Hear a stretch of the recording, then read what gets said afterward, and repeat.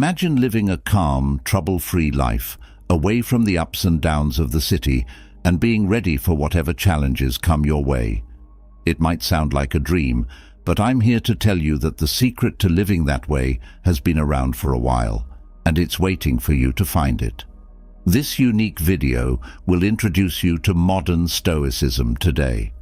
When we are in this wild world, we are often swept away by the waves of our emotions, diversions, and desires.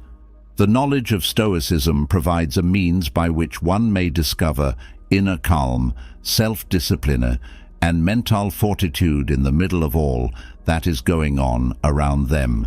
The stability and steadiness of it is akin to that of a rock. To begin our journey down this path, the first thing that we need to do is acquire the ability to let go. You will not only learn how to differentiate between things that you can control and things that you cannot manage, but you will also learn how to let go of the things that you are unable to control. Through the practice of Stoicism and simplicity, we are able to purge both our inner and outward environments, so creating place for pursuits that are more significant. First and foremost, we need to make place in our life for the things that really bring us joy. The next thing we need to do is work on improving our willpower. To become a great person, the Stoic approach is to develop one's own self-discipline. The development of values, the control of one's impulses, and the living of a life that does not conform to the ever-evolving whims of society, but rather adheres to the unchangeable principles that bring about happiness, are all essential components. Now that we have our attention on the task at hand, we are able to confront the challenges that life presents us with. It is at this point that the mentality that cannot be broken comes into play. During this session, we will discuss 10 powerful lessons that will equip you with the mental fortitude you need to navigate the challenging waves of life. It is not about having an excessively positive outlook. Rather, it is about having powerful mental models that assist you in being resilient in the face of tough circumstances. Finally, but certainly not least, be ready to let your thoughts go. Stoicism will teach you 10 principles that will change your life and be of great assistance to you in breaking free from the limitations that you have placed on yourself. If you are able to pull the appropriate mental buttons, you will be able to take command of your feelings and behaviors, which will result in a significant improvement in the overall quality of your life. By adhering to the Stoic wisdom that we will address today, you may develop the ability to become immune to the turmoil that exists in the outer world. It bestows to you a sense of tranquility and contentment that can be deprived by nothing that is external to you.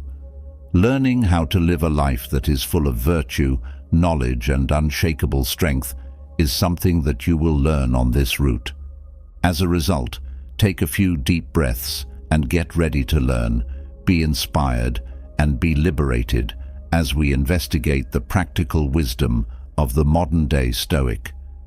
Imagine if you awoke in a tranquil setting where everything you possess had a specific location and a reason for being there. Your spirit is filled with joy and your mind is uncluttered. Imagine traveling through the storms of life with a strong will, knowing that the only things you can control are your thoughts and actions. Think about something like that. Although it may seem to be difficult, it is not impossible to achieve these objectives. Stoicism and minimalism are two distinct philosophical schools that were developed hundreds of years apart. Nonetheless, the path to a life that is meaningful is at the core of both of these schools of thought.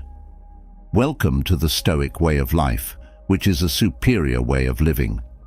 In this video, we will go on a journey that will expose the wisdom of great masters and peel aside the layers of selfishness that have accumulated over time. If you want to live a life that you like rather than merely surviving, this will help you do so.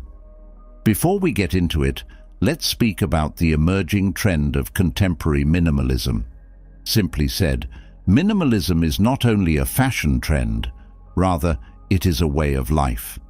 It is about focusing on the things that make our lives better and getting rid of the things that aren't essential, the rubbish that makes our thoughts and locations heavy, and focusing on something that makes our lives better.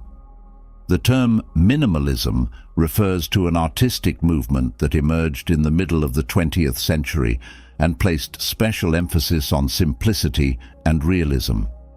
As time went on, it made its way into a variety of cultural domains, including music, architecture, and way of life. As a means of regaining their time, space, and mental concentration, individuals are increasingly resorting to minimalism. They are coming to the realization that getting rid of the physical chaos enables them to more effectively cultivate relationships, pursue their interests, and experience a degree of depth that cannot be provided by worldly possessions. At this point, let us go back in time to the bustling streets of ancient Athens, which is where the concept of Stoicism was initially introduced during the 3rd century BC. Stoicism is similar to minimalism in that it emphasizes simplifying things, but its primary emphasis is on simplifying things on the inside in which one lives. In accordance with the teachings of the philosophy, the most effective method for leading a happy life is to cultivate self-control, rationality, and virtue. Stoicism assists individuals in determining what aspects of their lives they are able to manage and what aspects they are unable to control. It reminds individuals to concentrate on the things that they have control over and to let go of the things that they cannot. As a result of the insights provided by Stoic thinkers such as Seneca, Marcus Aurelius, and Epictetus, we come to understand that pleasure is not derived from external circumstances, but rather from our own perspectives and reactions. The key to achieving simplicity and Stoicism is to let go of attachments.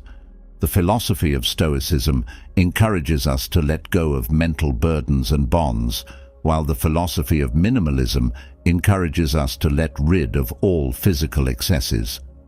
One thing that both schools of thought agree on is that there is freedom in an uncomplicated and detached state of being, having the liberty to lead a life that is filled with enjoyment, meaning, and purpose. Through seeing this movie, we will get a great deal of knowledge on the nuances of both simplicity and Stoicism. Our conversation will focus on their origins, the values they uphold, and the ways in which they have the potential to make people's lives better. Additionally, we will discuss how these concepts might be applied to our daily lives, as well as compare and contrast the various approaches. As an example, case studies and stories will demonstrate to us how these concepts have effectively altered the lives of actual individuals. In conclusion, we will talk about the things that we have discovered and urge you to begin putting into practice aspects of Stoicism and minimalism that are in line with your principles.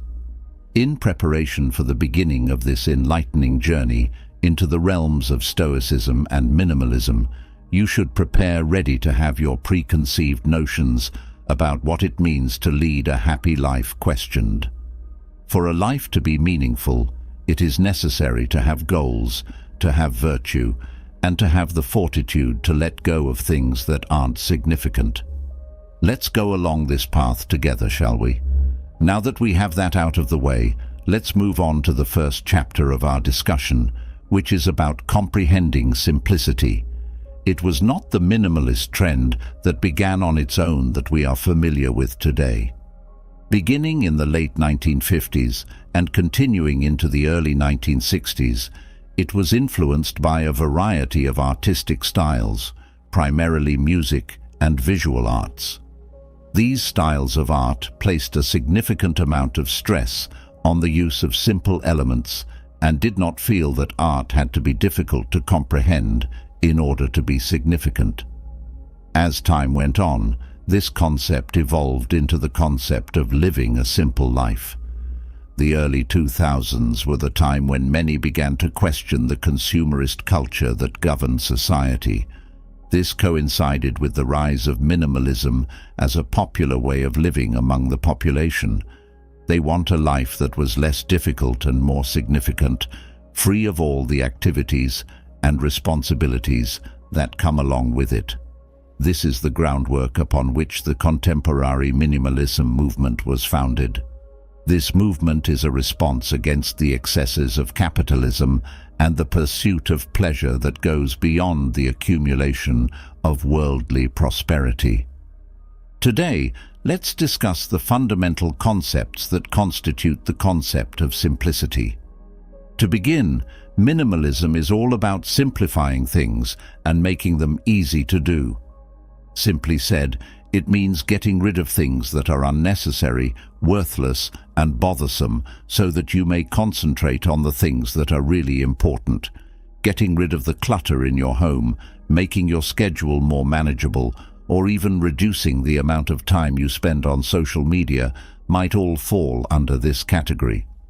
Creating a place for yourself, both physically and psychologically, that demonstrates what you value and what is most important to you is what it means to do this. The second fundamental guideline is to have a conscious attitude.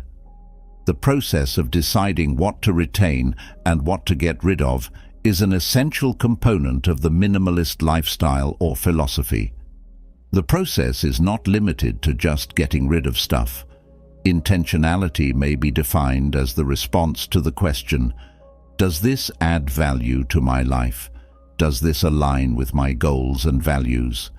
It is the act of living one's life with a purpose, as opposed to wandering aimlessly through life. It is about making choices that demonstrate the sort of life you want to spend the rest of your life. When it comes to the third perspective, quality is more significant than quantity. When people live in a society that is consumerist, they are often taught that more is better. This concept is called into doubt by the minimalist. The goal is not to get rid of things just for the sake of getting rid of them. Rather, it is to obtain the things that are appropriate. It is preferable to invest your money on items that are of high quality and relationships that will last, rather than amassing a collection of things that are of little benefit to you.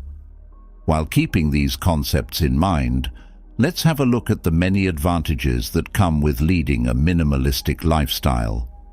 To get things started, practicing minimalism might assist you in thinking more clearly by removing trash and items that are not required. We are able to create an environment that encourages individuals to focus and be creative. Our thoughts are able to think more clearly and make better decisions when we are not restricted by the need to cope with the turmoil that is occurring around us. Freedom from financial constraints is also another significant benefit. It is possible for us to reduce the amount of money that we spend on things that aren't essential if we plan what we purchase and prioritize quality over quantity. Having the ability to save money, get out of debt, and have the financial means to engage in activities and experiences that are meaningful to you may be accomplished via this. In addition, minimalism is beneficial to the welfare of the environment. If we reduce our consumption, our carbon footprint will decrease. Two of the most significant activities that are harmful to the environment are the production of things and the disposal of those items. We are not only improving the quality of our own lives when we make the decision to live with fewer possessions, but we are also making choices that are beneficial to the world when we do so. However, just like any other movement, minimalism has been subjected to its fair share of negative headlines and misconceptions. One of the most common complaints that people have is that the ability to choose to live with less is a luxury that not everyone is able to take advantage of. In addition, there are many who believe that the practice of minimalism might morph into a different kind of consumerism if individuals continue to purchase more minimalist items to replace the ones they currently own. There are also many who believe that living a minimalist lifestyle implies having very few possessions, or that it is a solution that is applicable to everyone. The idea that simplicity is not a rule, but rather a tool, should be kept in mind at all times. This is a method for bringing your life into alignment with your values and objectives, and it may be modified to meet your own requirements and preferences. It is essential to keep in mind that minimalism is not a goal, despite the fact that these criticisms are vital to take into consideration. Rather, it is a journey of self-discovery and finding one's purpose in life.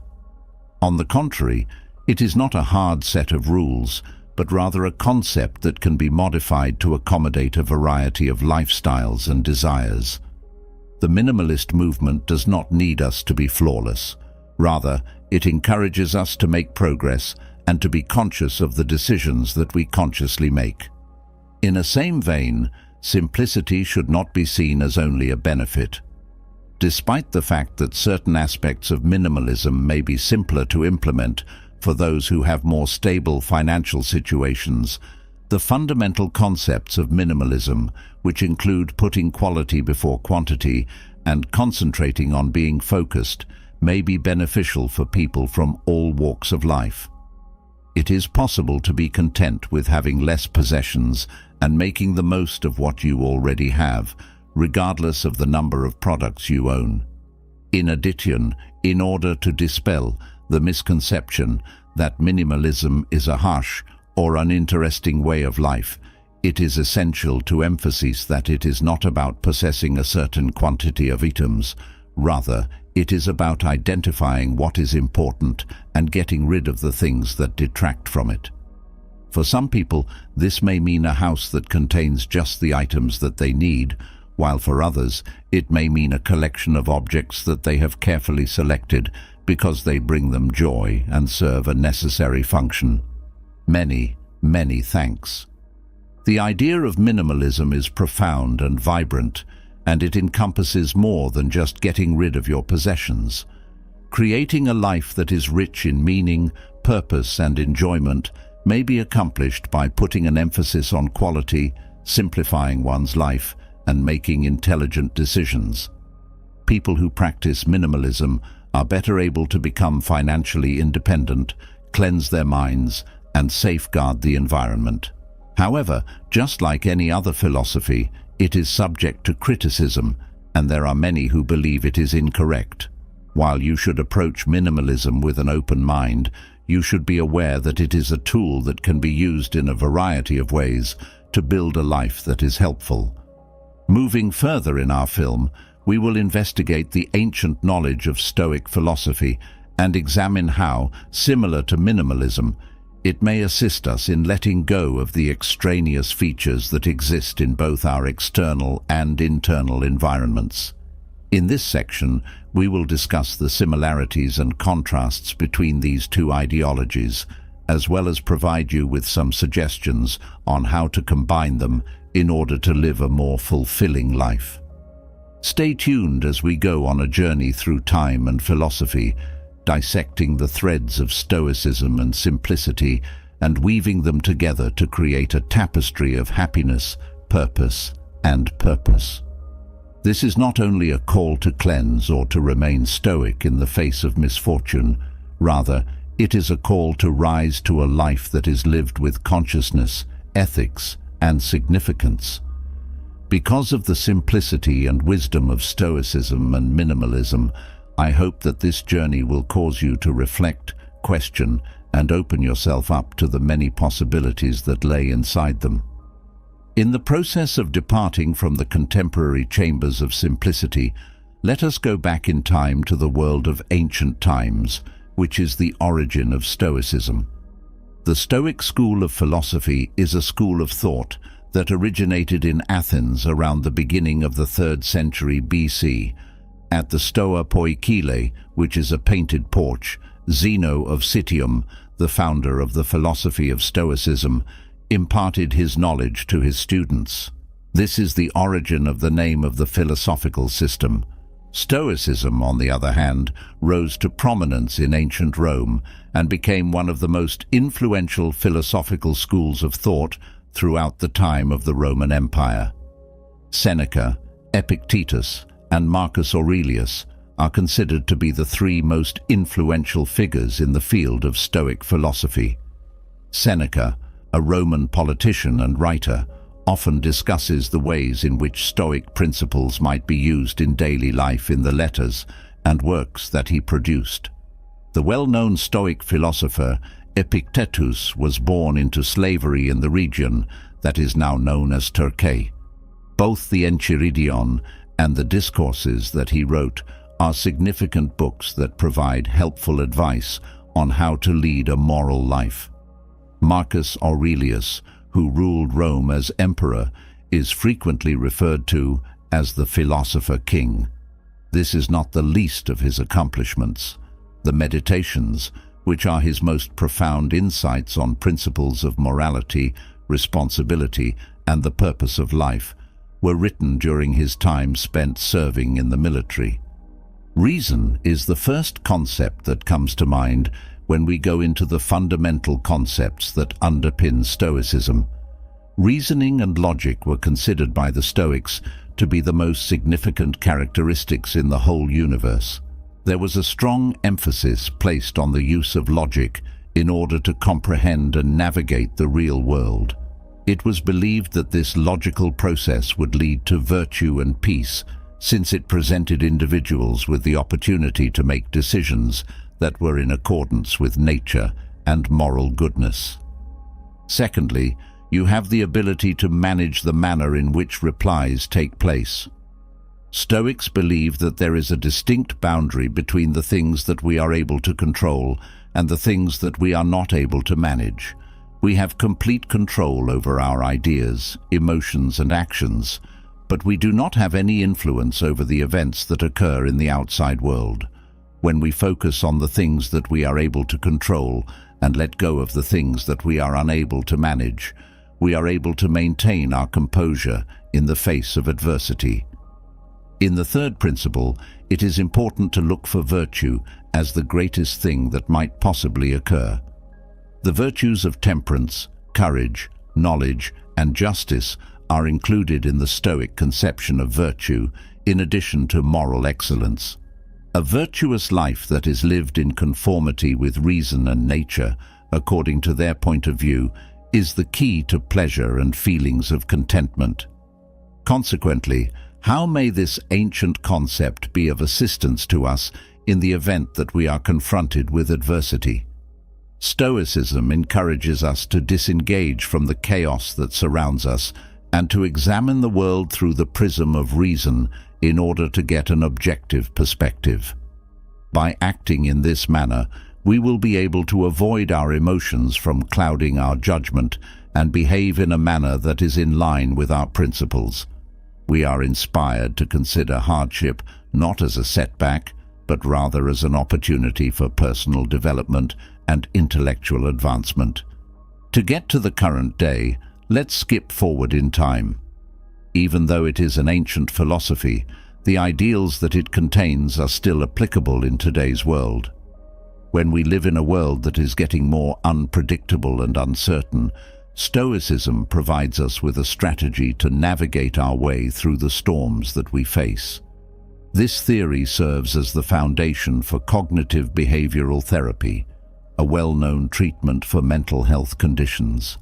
This therapy places an emphasis on the significance of being rational and taking responsibility for one's reactions.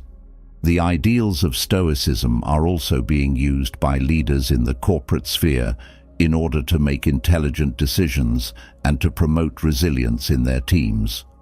People who are interested in personal development are provided with tools with which they may enhance their brains and live lives that are meaningful and honest via the application of this concept. By engaging in activities like as writing, awareness, and contemplation, which assist individuals in living their lives in accordance with their principles, it is becoming a part of people's everyday lives. Stoicism, which originated in ancient Greece and Rome, is a philosophy that epitomizes the value of wisdom. Its primary concepts are rationality, the ability to regulate your reactions, and the pursuit of virtue. People are given the ability to live happiness and dignity as a result of these ideals.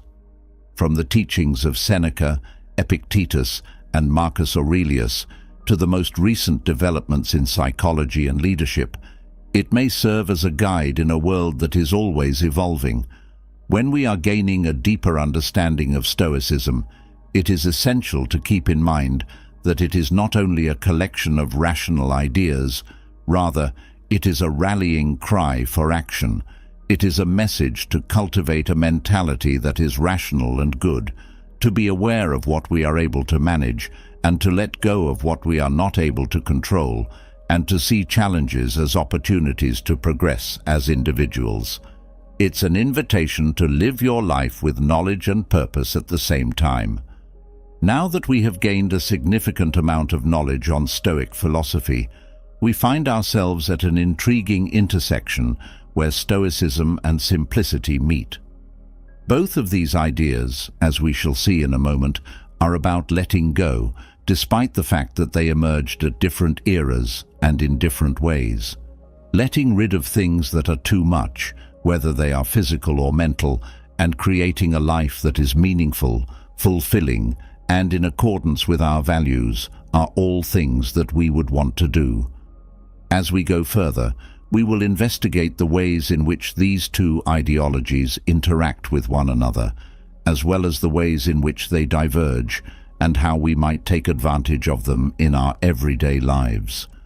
We are going to discuss the ways in which the simplicity and purpose of minimalism may be combined with the wisdom and virtue of Stoicism on the other hand. It is possible to mix these ideologies in order to establish a solid basis for a life that is not only clear and robust, but also of great significance. We should go on this path of exploration with an open mind and a strong desire to acquire new knowledge.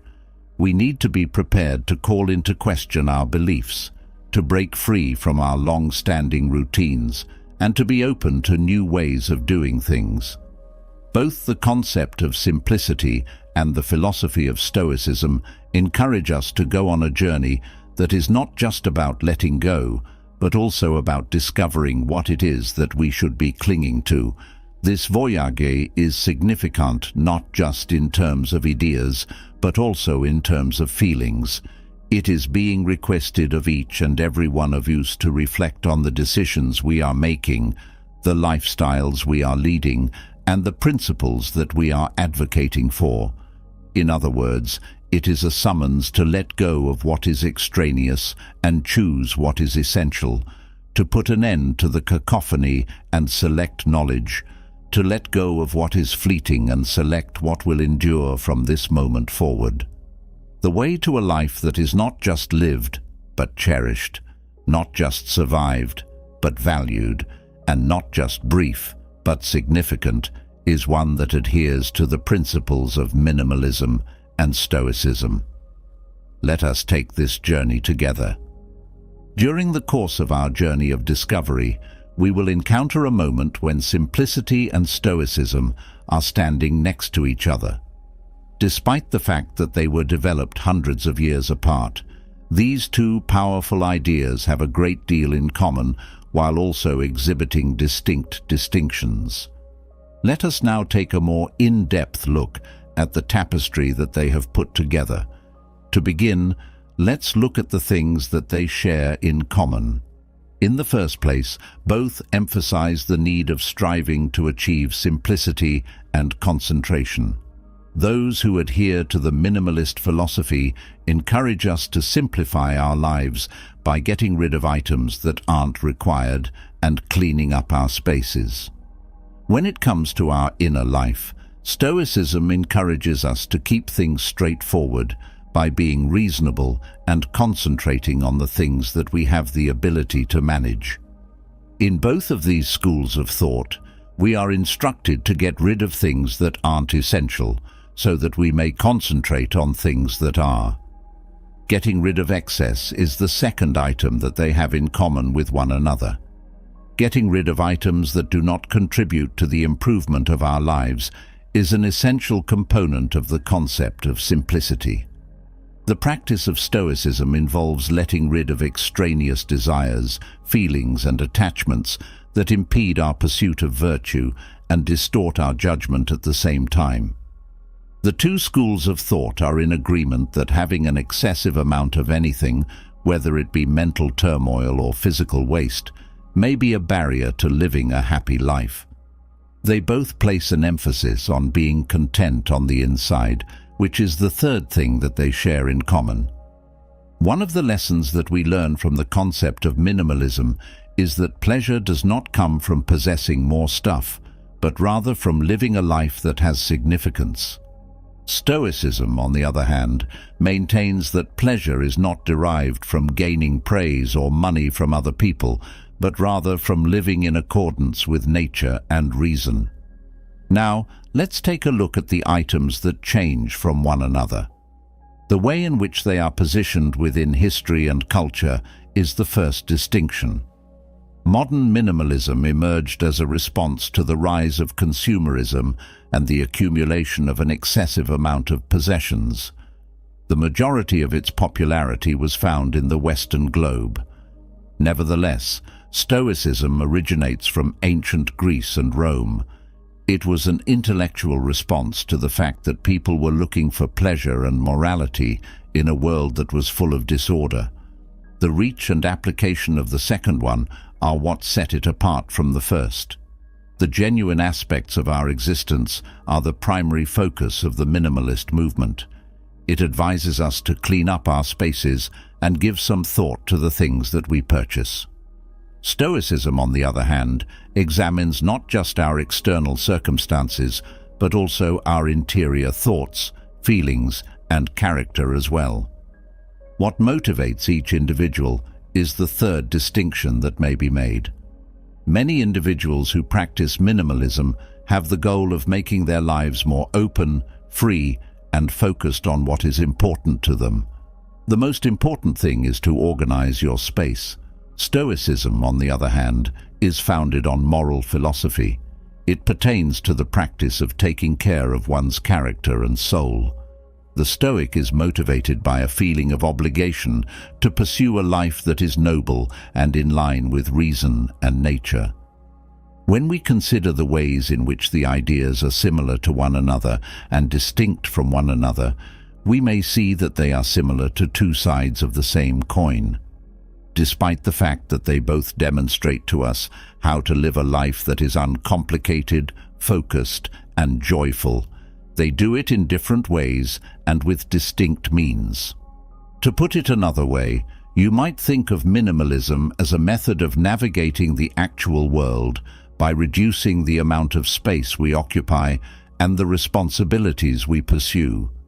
Stoicism provides us with the direction that enables us to exercise virtue and wisdom in the management of our thoughts, feelings, and character as we navigate the waters that are found inside ourselves. Together, they produce something that is both strong and effective. It is possible for us to create a life that is not just clear and focused, but also profoundly meaningful and in accordance with our highest ideals if we combine the simplicity and concentration of minimalism with the wisdom and virtue of Stoicism. Let's not focus on choosing one philosophy over another. Rather, let's consider both of them to be helpful guides that complement one another. Stoic philosophy will serve as a compass that will direct us down a road that is authentic to who we are and what we hold dear. Let simplicity serve as the vessel that propels us from here to here. All right, let's pause for a second and think about this. Just for a second, give some thought to the locations we call home and the items we keep in our immediate vicinity. Does it make sense to have them, or are they simply a waste of space? Your focus should be directed within, and you should think about your ideas, feelings, and actions. When it comes to our concepts, do they align with our thoughts, or do they not align at all? As we pass by, let us carry with us the essence of the appeal for wisdom that Stoicism makes, as well as the demand for simplicity that minimalism makes. Let us use the approach of builders and meticulously create a life that satisfies our most fundamental need for pleasure and significance. It is the purpose of each of these ideologies to assist us in living a life that is uncomplicated and packed with the things that are significant, despite the fact that they originate from distinct sources and have different objectives. While minimalism encourages us to clean up the outer world, Stoicism encourages us to take control of the environment that we experience on the inside. It is at the intersection of these two that we discover a path that not only leads to simplicity or wisdom, but also to a life that is rich in significance. Due to the fact that we are now in the middle of these two mindsets, we possess the agency and the resources necessary to mold our path. It is a trip that is as different as each of us, yet we are all on the same route to a life that is more fulfilling and brings us greater happiness.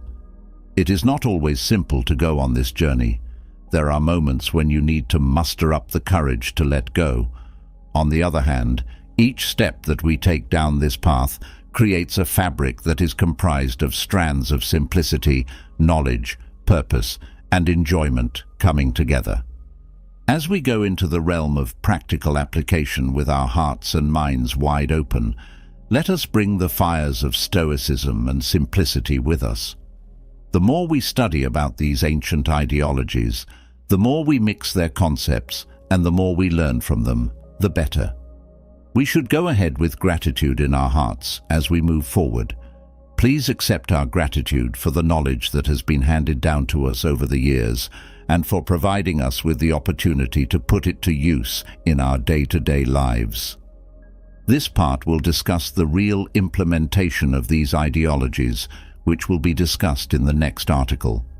In this session, we will discuss the many ways in which you may infuse Stoicism and simplicity into your day-to-day existence, so constructing a fabric that is not just clear and smart, but also profoundly significant. Many, many thanks. As we work our way through the complex web that is Stoicism and minimalism, one of the most important steps in our path is to incorporate these beliefs into our day-to-day lives. This is the point at which the theory is put into practice, and it is also the point at which we take the first steps toward leading a life that is more meaningful. To begin, let's have a conversation about how to put straightforward concepts into action in the actual world. Initially, you should clean up the room itself. You should examine the things that you possess and ask yourself if they fulfill a purpose or whether they provide you joy. You may wish to let them go if that is not the case. You are free to act at your own pace with this. Begin with a single room or perhaps just a single box, then work your way as you go. Be conscious of the food and drink that you are ingesting. Before you make the purchase, you should give some thought to whether or not the item is significant to you and whether or not it aligns with your values. In other aspects of your life, such as relationships and duties, you may use this method of thinking to improve your understanding. Put quality ahead of quantity as the last but not least point. You should invest your money on things and people that will improve the quality of your life. This does not need imply spending money. It might also mean offering time and affection to the recipient. How can the Stoic philosophy be used to guide decisions and provide responses to various circumstances? To begin, you should focus on the dual nature of power. Consider what you are capable of managing and what you are not. Although you are unable to alter the events that occur around you, you are able to alter how you react to them and the decisions that you make. You should ask yourself what you can control when you are confronted with a crisis, and then focus your attention on those things. In the second step, you should reflect on your beliefs and base your decisions on them. To adhere to the Stoic philosophy, Virtue is the most desirable outcome that may occur. Make the conscious decision to behave in a manner that is trustworthy, compassionate, and honest. In conclusion, make it a habit to consistently engage in self-reflection and awareness practices. While you are giving yourself some time to yourself, think on the actions, decisions, and feelings you have. Putting this habit into practice can help you become more rational and emotionally resilient. When it comes to our own personal development, how can we strike a balance between Stoicism and simplicity? It is essential that everything works together. Stimulate your environment with simplicity in order to support your ideas and aims, and cultivate a stoic, strong, and virtuous mindset via the practice of Stoicism. It is also essential to be aware that Stoicism and simplicity are not two distinct modes of thinking that are mutually exclusive. They may be altered to meet your requirements and objectives since they are adaptable. Maintain a steady pace, take baby steps, and be open to modifying your approach to things as you gain knowledge and experience. For your convenience, I will illustrate my point by providing you with some instances of genuine individuals who have successfully merged the two ideas. If you are interested in learning more about the minimalists, Joshua Fields Milburn and Ryan Nicodemus, you should dig into their narrative. They were both dissatisfied with their business positions since they were full of things but did not provide them with any significance. Through the application of Stoic ideas and the practice of simplicity, they simplified their lives by focusing on the aspects of their life that were in their control and by aligning their lives with their ideals. As a further example, consider the businessman and author Tim Ferriss, who has been quite forthright about the ways in which Stoicism has altered his life and the choices that he makes. He has also adopted a minimalist lifestyle, concentrating his attention on the things and people in his life that are most important to him and are in accordance with his values. The combination of Stoicism and simplicity may be beneficial to your personal development and can help you derive greater meaning from your life. By reducing our external surroundings via the practice of minimalism and cultivating a strong and virtuous mentality through the practice of Stoicism, we may build a life that is not only devoid of clutter, but also rich in purpose and satisfaction. As we approach the conclusion of this section, I would want for you to pause for a minute and consider all of the aspects of simplicity and Stoicism that you find appealing. Please do not hesitate to consider how you might incorporate these concepts into your own life and how they can assist you in developing and achieving happiness. Stoicism and minimalism have a lot to offer in terms of knowledge and practicality. Let's continue the journey together and take advantage of what they have to give.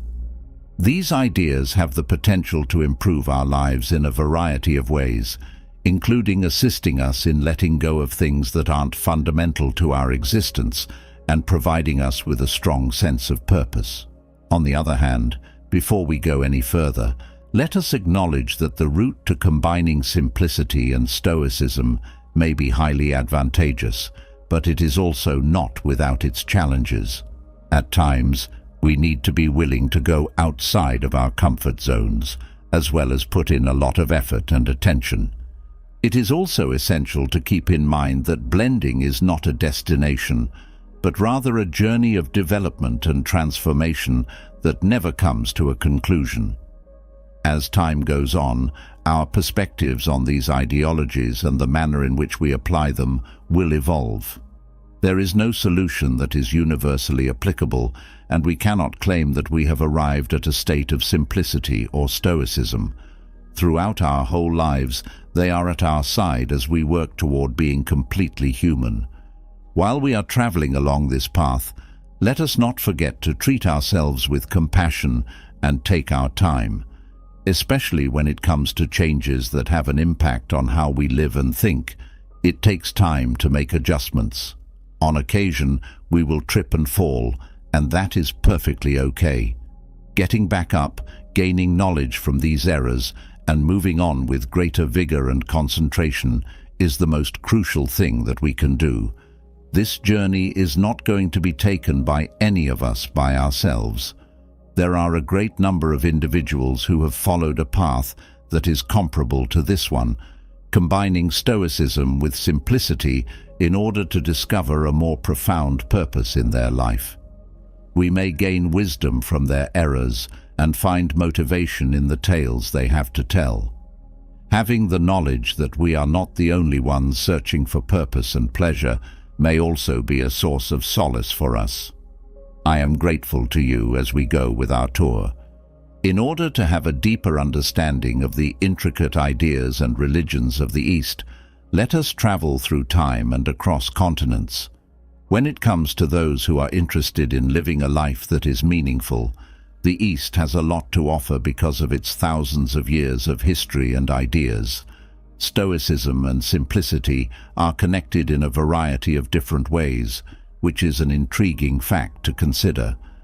Let us investigate these wonderful parallels and identify the ways in which they might improve the quality of our lives.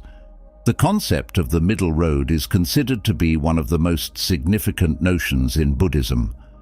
A route of balance and keeping away from extremes is supported by this philosophy, which is similar to saying that simplicity is very important.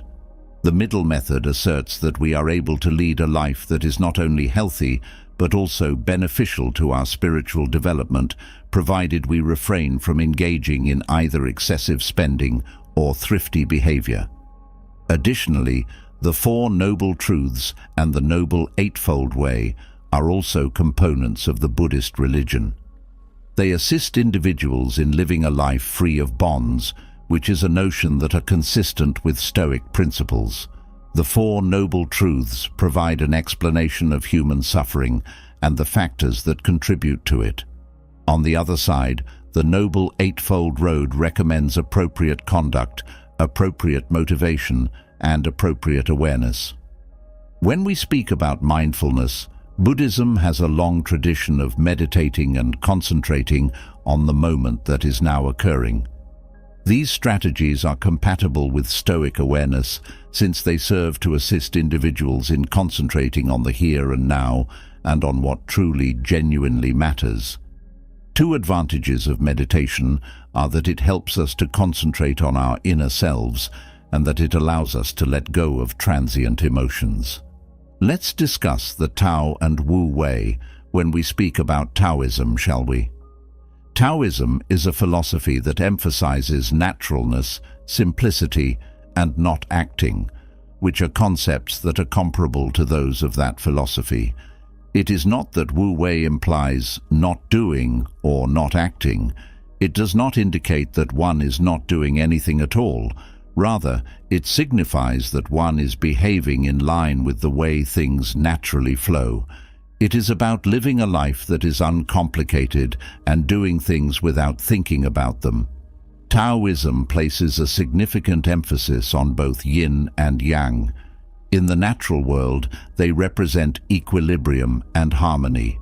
This sense of equilibrium is of utmost significance in Taoist thought. In addition, it is comparable to Stoicism and simplicity, both of which seek to achieve equilibrium in one's life and feelings for themselves. One last component is to live in harmony with the natural world. According to Taoism, individuals should strive to live in accordance with the Tao, which is the fundamental concept that from which all originates. A tight connection may be seen between this concept and the Stoic philosophy of living in harmony with nature in order to attain virtue and pleasure. Hinduism is yet another ancient Eastern religion that emphasizes the importance of adhering to Dharma and practicing simplicity. Another word for Dharma is the concept of moral duty.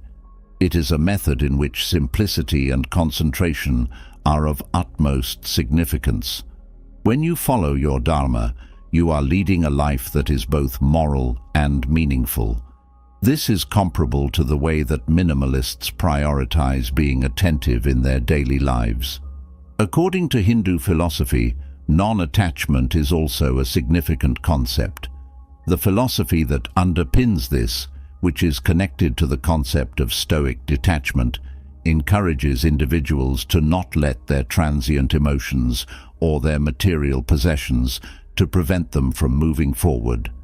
Not only are yoga and meditation considered to be physical practices in Hinduism, but they are also considered to be techniques to discover more about oneself and to align oneself with one's inner principles. Thinking about oneself in a Stoic manner and linking yourself with reason and virtue are both experiences that are quite similar to this. In conclusion, let us discuss Confucianism, a philosophical school that has had a significant influence on the way people in the East think. Within the framework of Confucianism, the philosophy of the mean encourages moderation and equilibrium, which is analogous to the concept of simple concepts. According to Confucianism, the concepts of Ren, which refers to benevolence, and Li, which refers to ceremonies and appropriate conduct, are also highly significant. These concepts, which are about moral traits and how one should behave in public, are in accordance with the Stoic principles. In Confucianism, the concept of social harmony and the importance of relationships are also considered to be significant. This demonstrates how essential it is for Stoics to recognize that they are a component of a larger whole and to be actively engaged in the communities in which they live. Lastly, Stoicism and simplicity have a lot of similarities with Eastern faiths and philosophies. Stoicism is a kind of simplicity. Stoicism and minimalism are two approaches to life that are rooted in Eastern principles such as equilibrium, humility, attentiveness, and the absence of attachment to anything. It is possible for us to concentrate on the things that are essential for a happy existence if we adhere to the recommendations of both Eastern and Western philosophies. Eastern thought is particularly useful since it places a strong emphasis on personal development, societal harmony, and the interconnectedness of all forms of existence. There are some individuals who look to these teachings for profound knowledge, which may assist them in leading a life that is both happier and more meaningful. As we have seen, the philosophy of minimalism encourages us to get rid of things that aren't required and to place more importance on quality than quantity. The philosophy of Stoicism instructs us to think things through, to keep our emotions in control, and to see virtue as the greatest thing that could possibly occur. The vast array of teachings that are included within Eastern philosophies provide a lot of knowledge on how to live in peace with both ourselves and the natural world. During the course of your everyday life, give some thought to the ways in which you may combine these concepts. It is possible for you to adhere to the ethical principles of Hinduism, the practices of mindfulness from Buddhism, the simple deeds of Wu Wei from Taoism, or the social ideals from Confucianism. The combination of these elements, together with the straightforwardness of minimalism and the feeling that Stoicism provides, makes sense. Let's not consider these beliefs to be separate from one another. Rather, let's think of them as colors on a palette that we may use to paint our lives. We are able to bring together individuals of all ages and from all over the world via mutual comprehension and knowledge by incorporating concepts from both the East and the West. There are a number of instances that can be found in real life that may assist you in understanding. A great number of undiscovered celebrities have lives that are uncomplicated and full of virtue. They are content and contented not because they have a lot of things, but rather because they are aware of what is important in life. This merger is not a destination, but rather a journey. In accordance with the words of Lao Tzu, a journey of 1,000 miles begins with a single step. These words need to be yours. You may discover a middle ground by simplifying, reasoning, harmonizing, and finding your way via the process of taking what the East and the West have to say and finding your path. There is a possibility that continuing along this route may not always be simple. You may need to make concessions and difficult choices. In the end, however, it bestows upon us something that is irreplaceable, a life that is rich in purpose, enjoyment, and a profound connection with the world that surrounds us. Now that we have completed our journey through Eastern philosophies, Stoicism, and minimalism, let us take a time to reflect on the vast amount of knowledge that we have presented to you all along the way.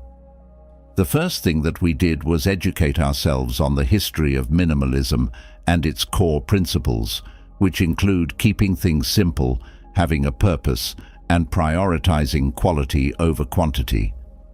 We discussed some of the challenges and misconceptions associated with leading a frugal lifestyle, and we also discovered the many advantages of doing so, including the ability to maintain mental clarity, the flexibility to make financial decisions, and the protection of the environment.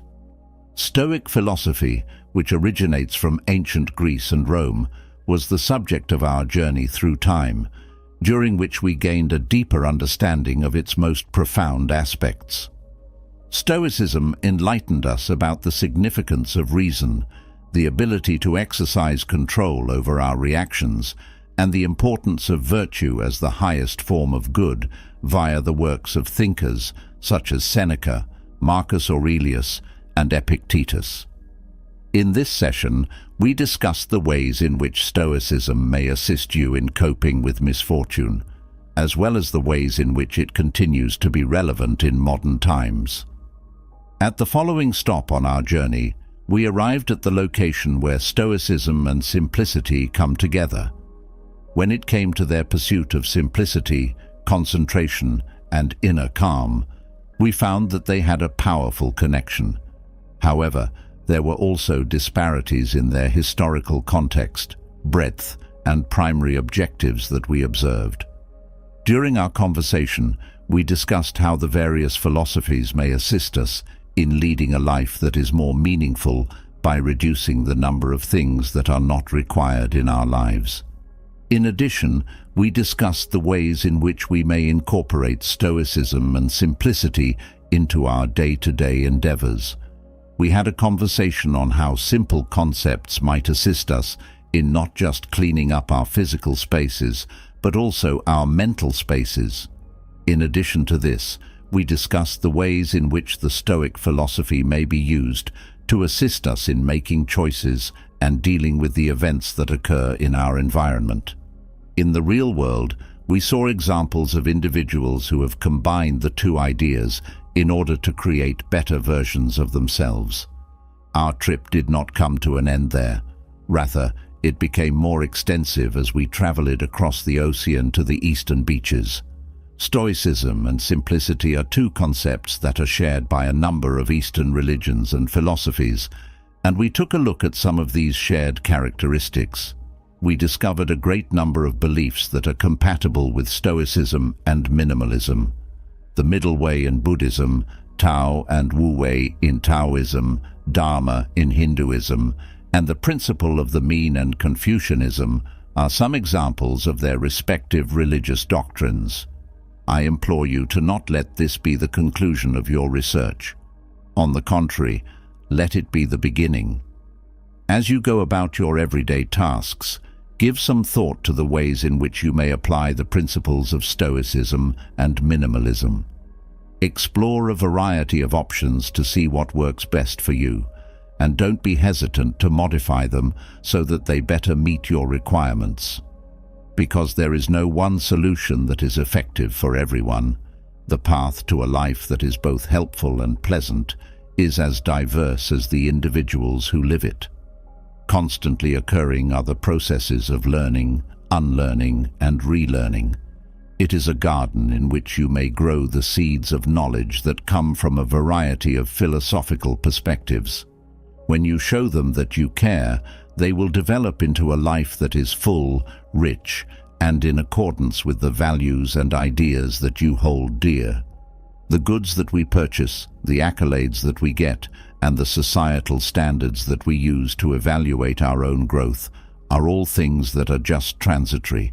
This is a very crucial realization to have. In the long run, the pleasure and contentment that result from leading a life that is characterized by simplicity, morality, and purpose are those which last. Last but not least, let us continue to pass on the knowledge that has been handed down for thousands of years. Let's be the ones to illuminate the path for each other and for ourselves by carrying the torch. Experience the world and acquire new knowledge, but above all else, search for something of worth. It is my hope that your life will be like a well-written book, where the quality of the writing is more essential than the length of the book itself as you go ahead. You may write each page of your life with significance, pleasure, and contentment by using the principles of minimalism, Stoicism, and the wisdom of Eastern philosophies. As the great philosopher Seneca once said, "As long as you live, keep learning how to live." Let us continue to study, continue to develop, and most importantly, continue to pass through life with virtue serving as our anchor and knowledge serving as our guide. Please accept my gratitude for accompanying me on this journey. You need to have a path that is unmistakable, and your heart ought to guide you to a life that is significant and filled with complete joy. Located outside of Europe, it is safe to say that Marcus Aurelius is among the most influential figures in history, having left an indelible mark on both the realms of philosophy and leadership. His life was a living example of self-discipline and strength throughout his reign as Emperor of Rome. Stoicism was a philosophy that he committed himself to following. The purpose of today is to investigate his views in more depth, to investigate the manner in which he taught and demonstrated self-discipline throughout his life, and to discover ways in which we might put his teachings into practice in order to cultivate self-discipline in our own lives today. Stoicism is a school of philosophy that originated in ancient Greece and gained popularity throughout the period of the Roman Empire. Stoicism is founded on the ideals of this school of thought. Stoic philosophy gained widespread recognition as a result of the writings and teachings of Marcus Aurelius. Early Stoic thinkers, such as Epictetus and Zeno of Cithium, for instance, were responsible for making substantial contributions to the development of Stoic philosophy. Stoicism is a philosophical school that places an emphasis on the significance of self-discipline, personal virtue, and moral fortitude. There is a method to cope with the challenges that life throws at you, to manage and regulate your emotions, and to find peace in the midst of the turmoil that exists in the outer world. The Stoics believe that we have complete control over our own ideas, actions, and feelings, but that we do not have control over the events that occur in our immediate environment. The Stoic philosophy provides us with a profound comprehension of what it is to be human, as well as insights into the ways in which we are related to and influenced by the environment. It warns us to disregard things that we are unable to alter and instead concentrate on those that we are able to modify and improve. The practice of Stoicism teaches us significant values such as wisdom, self-control, and justice, which guides us toward a life that is characterized by moral uprightness, change, and personal development. In the year 165 AD, when the Roman Empire was struck by a horrific disease known as the Antonine Plague, those who adhered to the Stoic philosophy were at their most devoted. The land was ruined, and a great number of people were slaughtered. The Roman Empire was thrown into a state of terror and disorder, and it was the source of one of the most severe depressions in human history. Through the application of his unwavering determination and the profound teachings of Stoic philosophy, Emperor Marcus Aurelius demonstrated remarkable leadership abilities at this time of crisis. Stoicness enabled him to cope with the challenges brought on by the disease, which in turn provided his people with a sense of security, bravery, and hope. It was believed that the Antonine Plague was an outbreak of measles or smallpox, but it really struck the Roman Empire with a power that had never been seen before. Through its rapid spread, the disease was able to destabilize the social and economic order of the empire, as well as instill fear in the populace due to the turmoil and uncertainty that it brought about. During the time that Aurelius was in command, he was aware that everyone needed a guiding light more than they ever had before in this period of upheaval. In order to acquire the knowledge and the inner fortitude that he needed in order to tackle the challenge, he resorted to the Stoic philosophy. The philosophy of Stoicism, which places an emphasis on embracing the challenges that life presents and maintaining virtue in the face of hardship and struggle, became Aurelius's guiding concept. Great Stoic thinkers like as Epictetus and Seneca, who thought that virtue alone is sufficient for happiness, taught him that true happiness and strength originate from inside one's mind, regardless of external circumstances. He learnt this from them. Through confronting the truth about the pandemic, Aurelius was able to fortify himself and demonstrate that he would not allow fear to take over.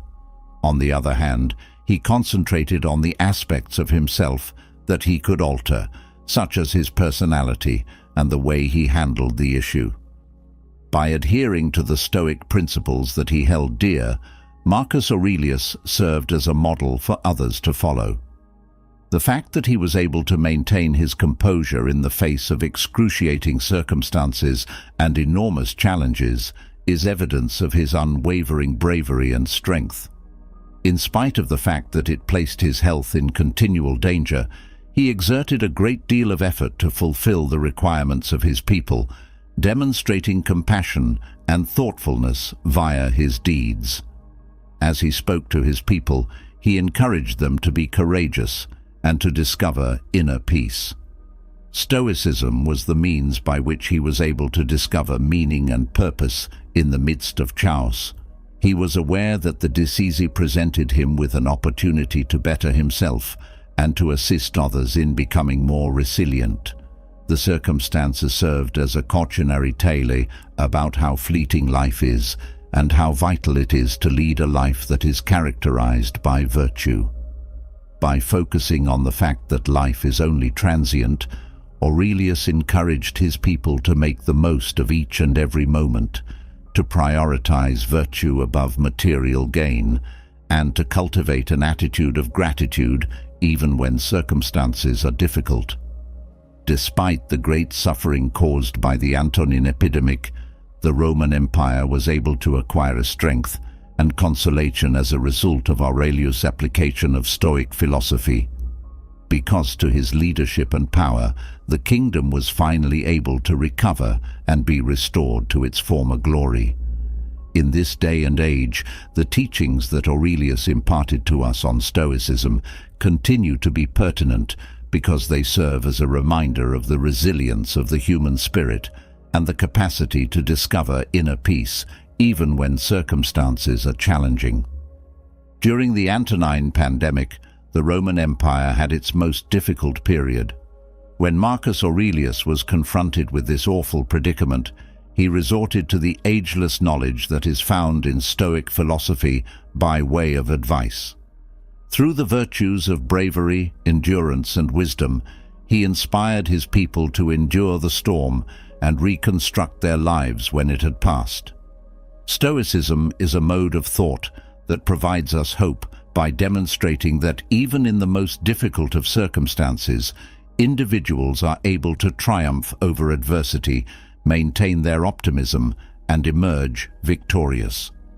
The teachings that may be learned from Stoicism have remained relevant throughout the course of time and continue to provide insightful guidance to those who are interested in figuring out how to cope with the challenges that life presents. Some of the characteristics that are stressed include self-discipline, resilience, and others that assist individuals in coping with the challenges that they face on a daily basis, finding meaning in a world that is always evolving and overcoming obstacles. In this lesson, we will examine a number of significant ideas that may assist us in evaluating our lives, as well as the teachings of well-known Stoic thinkers that can assist us in applying the concept of Stoicism throughout our everyday lives. By gaining an understanding of Stoic philosophy, we may go on a path that will change our lives by bringing about self-discovery, inner serenity, and the pursuit of happiness. Marcus Aurelius, a well-known and influential philosopher, wholeheartedly adopted Stoicism as his guiding principle and lived his life in accordance with its principles. You are aware of this fact. Stoicism is a philosophical school that originated in ancient Greece and gained prominence throughout the Roman period. Stoicism places an emphasis on the cultivation of virtue and fortitude in the face of adversity. At its core, this philosophy is centered on the objective of achieving self-mastery via the cultivation of self-control and discipline. The revered Roman Emperor Marcus Aurelius was the one who best exemplified the Stoic philosophy. His life was shaped by its teachings, and he used them to face the obstacles that he faced in his life with unwavering fortitude and profound insight. The practice of Stoicism inspires individuals to discover their own inner energies and to develop greater resilience.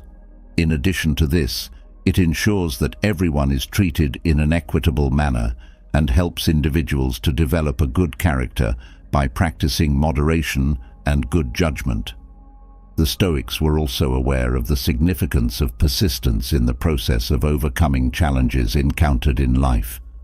People are able to take control of their brains and make certain that their thoughts, feelings, and behaviors are always in accordance with their beliefs and goals when they adhere to Stoic ideals. Stoic philosophy, in its most fundamental form, offers a comprehensive framework for human growth and the pursuit of a life that is both ethical and vigorous. Sensitive creatures are often found among people. The emotions, ideas, and actions that we experience are all within our control. Nevertheless, we are not always able to anticipate what will occur. It is this concept of Stoicism that is at its core. According to Marcus Aurelius, the ability to exert control over one's own ideas and actions is the source of true strength. Through the cultivation of our own self-discipline, we are able to achieve this degree of inner power. In his well-known book Meditations, Marcus Aurelius is quoted as saying, "You have power over your mind, not outside events. Realize this, and you will find strength." This quotation encapsulates the principles of the Stoic philosophy, which hold that our internal condition should not be influenced by the external circumstances that we are experiencing. Instead of focusing our efforts on managing our moods and emotions, we should concentrate on doing so. The most severe challenges are often encountered by exceptional leaders during their reigns, and Marcus Aurelius, in his capacity as Emperor of Rome, was not an exception to this rule. During his tenure in office, he was confronted with a number of challenging challenges and setbacks that put his mental fortitude and dedication to the test. During his reign as Emperor of Rome, Aurelius was confronted with a multitude of challenging circumstances that demanded his undivided attention and a thoughtful approach. As a result of factors like civil instability, military conflicts, and unstable economics, the Roman Empire was in risk of losing both its riches and its security. He addressed these challenges with unwavering determination and a commitment to the welfare of his people, despite the fact that they were difficult. Throughout his reign, Aurelius shone an unrivaled capacity to recover from defeats and emerge victorious. Even when things were difficult, he was aware that being a leader required being steadfast in his commitments. He never lost up on the idea of discovering solutions that would safeguard the well-being of the empire, even if doing so meant losing wars or dealing with issues that were now occurring inside the empire. His leadership style was characterized by his capacity to persevere in spite of the fact that things were going wrong. Additionally, when things were difficult, he found that his spiritual views, particularly his practice of Stoicism, were of immense assistance to him. Stoicism instilled in him the ability to see opportunities for personal development and to maintain his dedication to virtue in the face of hardship. It placed an emphasis on developing one's inner fortitude and learning to accept circumstances that are beyond one's ability to control. Due to the fact that Aurelius used Stoic ideals in his leadership, he was able to maintain a Stoic attitude in the face of unsuccessful endeavors. The people around him were more robust as a result of this, and it motivated them. Even though he was confronted with enormous challenges, he never wavered in his dedication to the welfare of the people under his rule. While he was in power, his commitment to the pursuit of justice and the establishment of a decent government served as a driving force. He made a concerted effort to alleviate the concerns of his people by implementing several measures that not only made living more pleasant, but also benefited the health of the empire as a whole. Marcus's personal life served as a particularly good illustration of how effectively he was able to maintain his own self-discipline. Even when he was emperor, Marcus was known to be modest and to have an understanding that power and material possessions are something that are only ephemeral. Important aspects of his personal life were meditations and ideas that demonstrated he was continuously gaining knowledge and developing as a person. In addition to this, he was a guy of exceptional character, which aided him in making decisions and acting in certain ways. In addition to being a leader who had a great deal of power and knowledge, he also left behind a legacy of courage and compassion that will last for a very long time. The Stoic ideals that Marcus Aurelius demonstrated are constantly being investigated by the globe in the present day. At this very now, we may make use of some of these same ideals in order to become more self-disciplined. Self-discipline may be practiced in a number of ways, two of which are especially helpful: being consistent and criticizing yourself. It is possible for us to make it a routine to reflect on our principles and the reason we are here on earth each morning, just as Marcus Aurelius did. We will be able to observe how our actions and words correspond with those things with the aid of this. Daily exercise is a kind of physical discipline that not only improves our physical health, but also strengthens our ability to think clearly and rationally. Marcus was well aware of the profound connection that exists between the mind and the body, and he emphasized how vital it was to be mindful of both aspects. The practice of mindfulness is yet another effective method for cultivating self-discipline. Because we have trained ourselves to be completely present in every moment, we are better able to manage our moods and make choices that are in our best interests. Stoicism encourages people to practice gratitude and to make an effort to have a tranquil demeanor. When things are difficult, Marcus Aurelius believed that it is possible to develop inner strength and resilience by acknowledging the beauty that life has to offer, even in those times. By expressing gratitude on a daily basis and maintaining a sense of perspective, we may strengthen our character and become more powerful. Stoic philosophy, in conclusion, focuses a significant emphasis on the importance of society and relationships. Marcus was of the understanding that collaborating with others and assisting them in developing more self-discipline may prove to be of great assistance. It would be necessary to use the concepts of Marcus Aurelius in order to conduct an in-depth analysis of Stoic philosophy in relation to the cultivation of self-discipline in the contemporary society. The very first thing that should be taken into consideration is the fact that Marcus Aurelius talked a lot on how essential it is to have control over one's own thoughts. During the meditation, he discussed how the amount of control we have over our thoughts is directly proportional to the quality of our life and how essential it is to take responsibility for our thoughts. Marcus Aurelius believed that the only way to really be strong was to have the ability to govern not just our own brains, but also the thoughts that we chose to think. Our ideas, according to Marcus Aurelius, are the primary factor in determining our sentiments, emotions, and actions. He was aware of the fact that having negative or damaging ideas may cause us to suffer and will prevent us from enjoying our lives to the fullest. As a result of this, he advocated for the practice of mindfulness and self-awareness, encouraging individuals to become conscious of the cognitive processes that they engage in and to actively combat the ideas that they have that are not true.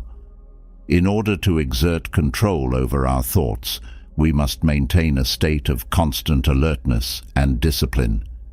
The act of questioning the veracity of our ideas, altering the manner in which we think about negative narratives, and selecting more optimistic points of view are all necessities.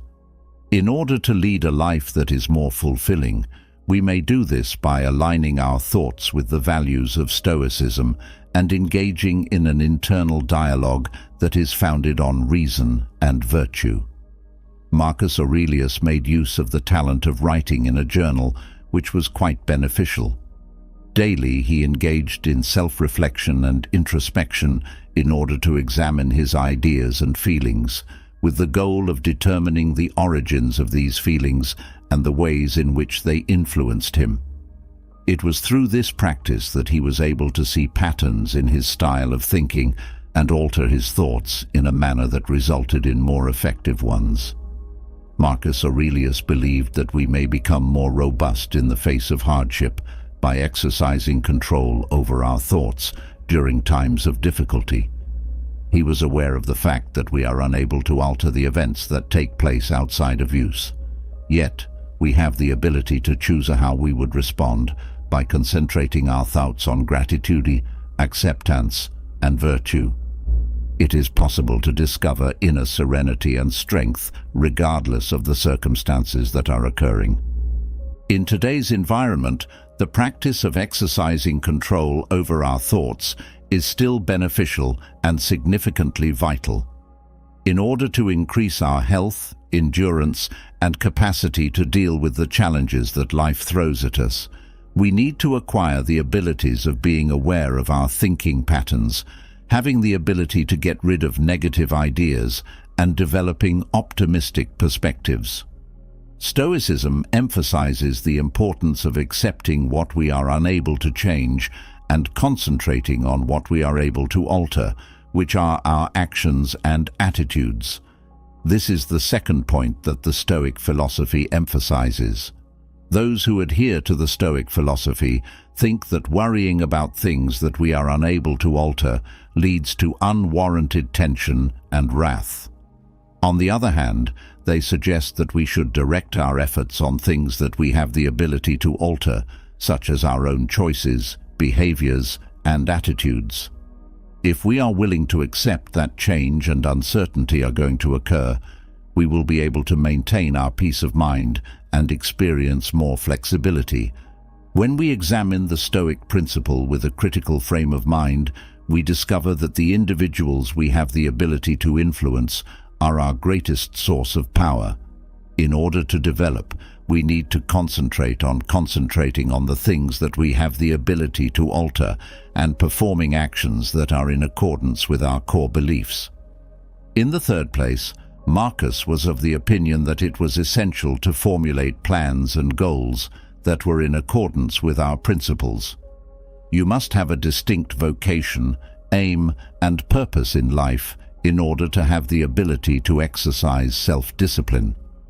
When we are aware of our beliefs and ensure that they are in accordance with our objectives, we are able to make sound judgments and conduct effective actions, for the purpose of determining what is most important to us and providing us with direction as we confront the obstacles that life presents. Setting objectives that are based on our values is beneficial. It assists us in making choices and actions that are in accordance with our authentic selves, which in turn provides us with a feeling of dignity and a sense of fulfillment in our mission. Because we have made our purpose crystal apparent and have established significant objectives, we are able to direct our efforts and actions towards self-discipline and personal development. Many, many thanks. According to Marcus Aurelius, one of the most essential components of developing self-discipline is the acquisition of the ability to exercise self-control. He was of the opinion that in order to cultivate inner strength and personal development, it was necessary to take responsibility for our desires, impulses, and feelings.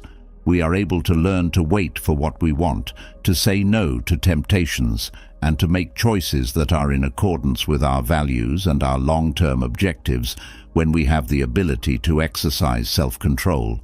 When you exercise self-control, you are not denying yourself pleasure. Rather, you are focusing on making choices that will ultimately lead to your happiness and help you develop as a person over time. Marcus Aurelius was aware of this fact. By engaging in self-control exercises, we strengthen our resolve and commitment to the path of self-discipline that we have chosen. It was brought to Marcus's attention that the development of resilience is an essential component of the Stoic philosophy. Stoicism instills in us the ability to see the challenges and setbacks that we encounter in life as opportunities to learn and develop, rather than as reasons to be terrified of them. In the context of this discussion, the term resilience refers to the capacity to triumph over challenges and difficulties while simultaneously experiencing a sense of inner strength and stability. People are more likely to be resilient, according to Marcus, if they adopt a mindset that acknowledges the fact that life is changeable and unpredictable. Stoics are aware that we are unable to alter the uncontrollable events that occur in our lives, but we are able to alter the way in which we respond to those actions inside ourselves. In the process of coming to terms with the fact that things will change and that the world is uncertain, we develop the kind of inner strength that enables us to weather the storm with composure and strength. One of the aspects of Stoicism that is considered robust is the ability to see failures and errors as chances for personal development. Rather than seeing obstacles as obstacles to be conquered, Stoics view problems as opportunities to put characteristics like as bravery, tenacity, and patience into active practice. When we acknowledge that challenges are a natural part of our path, we develop the resilience to deal with the highs and lows that life brings. By concentrating our efforts on things that are within our power to influence, we may improve our mood. When we don't let the circumstances of the outer world to dictate how we feel, we develop more resilience. Because of this resilience, we are able to maintain our inner calm and tranquility in spite of the challenges we face. Accepting the imperfections of life, seeing failures as opportunities for personal development, and focusing on the aspects of our lives that we have the ability to influence are all components of the Stoic concept of creating resilience. In order to help us build self-discipline and understand how vital it is to live a life that is both virtuous and enjoyable, let's take a look at 3 significant lessons that can be learned from Marcus Aurelius's most important book, Meditations, before we get to the conclusion of this video. This is the first lesson, and it is about the power of the present moment. In the book Meditations, Marcus Aurelius is quoted as saying, "Do not bother yourself by picturing your life as a whole. Do not gather in your mind the many and varied troubles which have come to you in the past and will come again in the future. But ask yourself, with regard to every present difficulty, What is there in this that is unbearable and beyond endurance? This profound statement encapsulates the essence of what it means to be in the present moment. Self-discipline is something that we often struggle to achieve, since our minds are always preoccupied with regrets from the past or fears about the future. In this passage, Aurelius demonstrates how vital it is to pay attention to the here and now. We are able to learn control and discipline in our immediate actions by doing so, which allows us to break down activities that seem to be overwhelming into bits that are more manageable. Self-discipline is built on the foundation of paying attention to the here and now, which enables us to carry out acts that are both significant and ethical without getting sidetracked by distractions.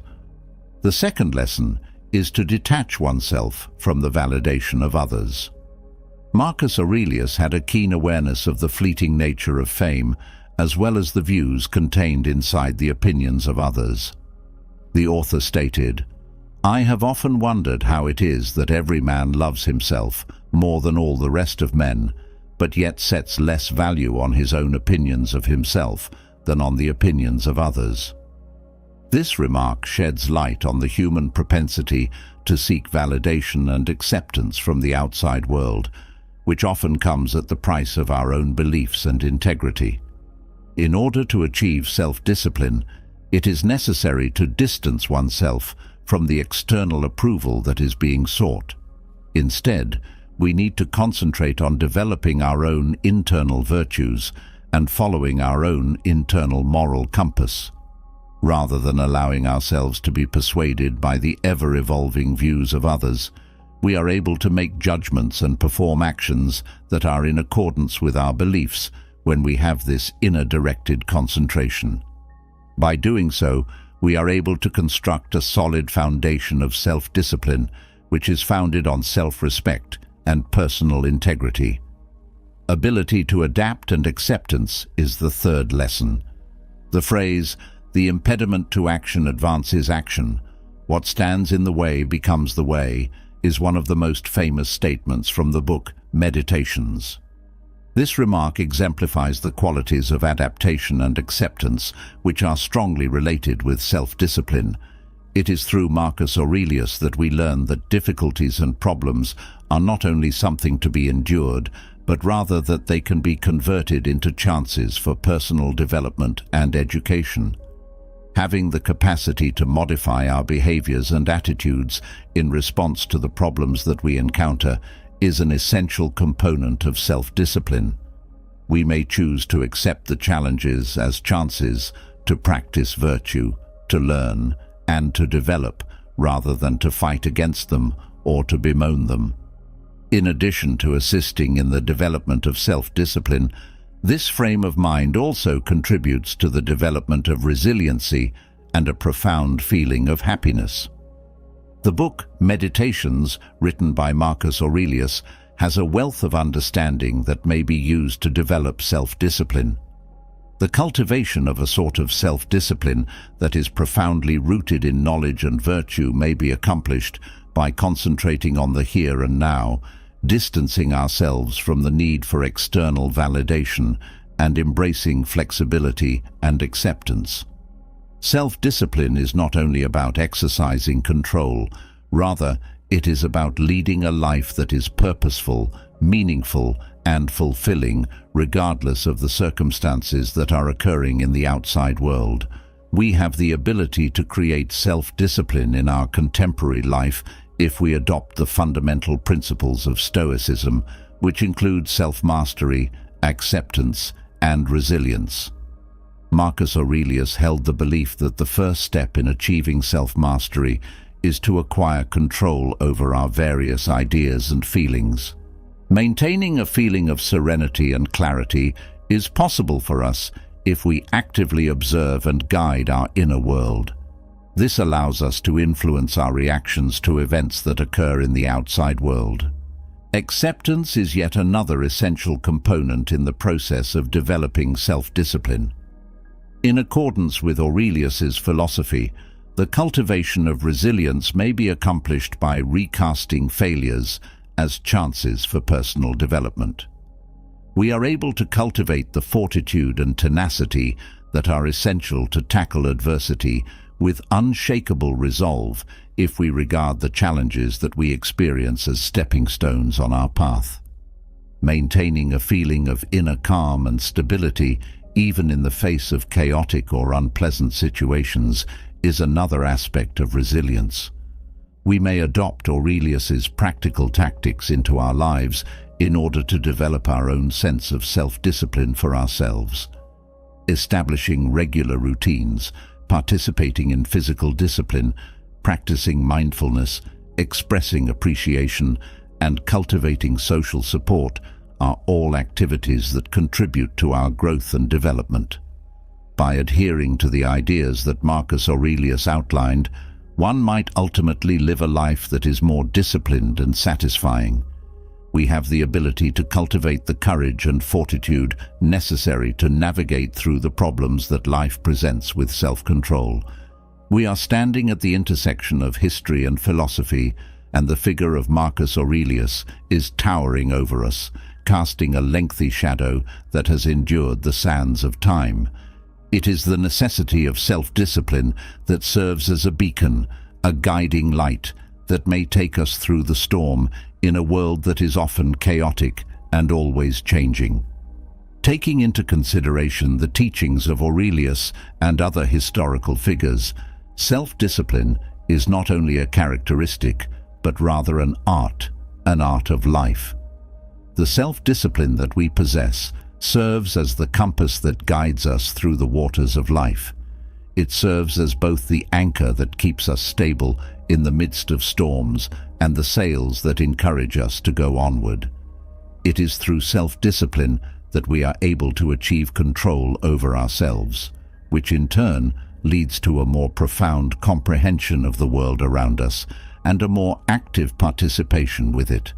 Many, many thanks. According to Epictetus, it is not the events themselves that disturb people, rather, it is their judgments concerning them. Imagine living in a world where your happiness is no longer determined by the circumstances of your life, where you have total control over your feelings, and where you are able to find calm even in the middle of things that are chaotic. Stoicism is an ancient philosophy that has been guiding countless people along the path of personal development and satisfaction for centuries. We would like to welcome you to the realm of Stoicism. The wisdom of Epictetus, a former slave who later became a philosopher and whose life was changed by the force of Stoic contemplation, is at the core of this philosophical system. Today, we are going to delve into the teachings of this remarkable individual and find the top 10 lessons that can be learned from his well-known composition, the Enchiridion. Around the year 50 AD, Epictetus was born in Phrygia, which is now also known as Turkey. The fact that he was born into slavery did not prevent him from rising above his circumstances and becoming one of the most prominent Stoic thinkers in the history of the world. When he was a slave, he was held by a high-ranking Roman official who noticed his intellectual aptitude and gave him permission to study philosophy. Musonius Rufus, a notable Stoic instructor in Rome, finally became Epictetus's teacher, and Epictetus subsequently became one of his students. After he was finally able to escape his captors, he started teaching philosophy in Rome, where his fame shot up almost immediately. In contrast, Epictetus was compelled to leave Rome in the year 89 AD, when the Roman Emperor Domitian ordered the expulsion of all philosophers from the city. Nicopolis, Greece, became his safe haven, and it was there that he created a philosophical school that drew pupils from all across the Roman Empire. His teachings were documented by one of his followers, Arrian, who combined them into two primary works, the Discourses and the Enchiridion. The Enchiridion, which is often referred to as the handbook or manual, is a summarization of Epictetus's most important teachings in a condensed form. It offers helpful ideas on how to overcome the problems and uncertainties that are a part of our existence, making it a practical guide to leading a life of virtue. The primary tenet of the Stoic philosophy is that while we are unable to control the environment around us, we do have the ability to influence how we respond to it. We are able to maintain our composure and calmness in the face of hardship for as long as we cultivate our inner strength, knowledge, and resilience. This may be accomplished by concentrating on our own actions and ideas, rather than allowing ourselves to be influenced by the views of others or by the situations that surrounding us. This video will take a deep dive into the top 10 teachings that can be found in the Enchiridion. We will investigate the timeless knowledge and counsel that has been passed down from generation to generation. You, too, have the ability to experience the transformational force of Stoicism and to unleash your potential for personal development and self-improvement if you comprehend and put into practice these lessons. As we set out on our adventure through the Enchiridion, it is important to keep in mind that the words of Epictetus are not only theoretical concepts or ideas, rather, they are useful instruments that may be used in your day-to-day life. You will be able to construct a solid foundation for your own personal growth and create a life that is more meaningful and rewarding if you accept these teachings and make them a part of your daily routine. The first lesson is to make a distinction between things that are within our control and those that are not. Epictetus in the Enchiridion is credited for articulating one of the fundamental concepts of Stoic philosophy, which is the notion that we need to concentrate our efforts on the things that are within our control and accept the things that are not under our control. This idea, which is both simple and potent, has the potential to have a significant influence on our general happiness and contentment with life. Epictetus were of the opinion that our ideas, beliefs, and acts are all within our control, but the natural world, the actions of other people, and the events that occur in the outside world are not.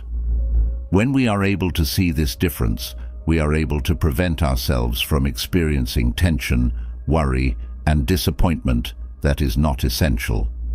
For the sake of illustrating this topic, let's look at an example. Take, for example, that you are getting ready for a significant employment interview. You have devoted many weeks to learning about the organization, become familiar with your replies, and honing your abilities. However, on the day of the interview, you arrive late due to a significant traffic congestion, and as a result, you are unable to take advantage of the chance. Epictetus would advise us to concentrate on the things that we are able to control, despite the fact that it is natural to feel furious and unhappy in this circumstance. It is not possible for us to alter the traffic or the fact that we were unable to attend the interview, but we are able to influence how we react to the issue. Rather of dwelling on the opportunity that was lost, we have the option of gaining knowledge from the event, modifying our strategy, and carrying on with our job hunt with a greater level of determination. It is possible for us to cultivate a deeper feeling of inner calm and resolution in the midst of the challenges that life presents if we put this lesson into practice. When we acknowledge the inherent unpredictability of the world and direct our attention to the aspects of our life that we have the ability to affect, we give ourselves the ability to cultivate a mindset that is open to change and adaptability. In this manner, we are able to navigate the highs and lows of life with ease and calm, making the most of every circumstance and maintaining our equilibrium in the face of hardship. The second lesson is to accept the events that occur in life and to embrace the concept of destiny.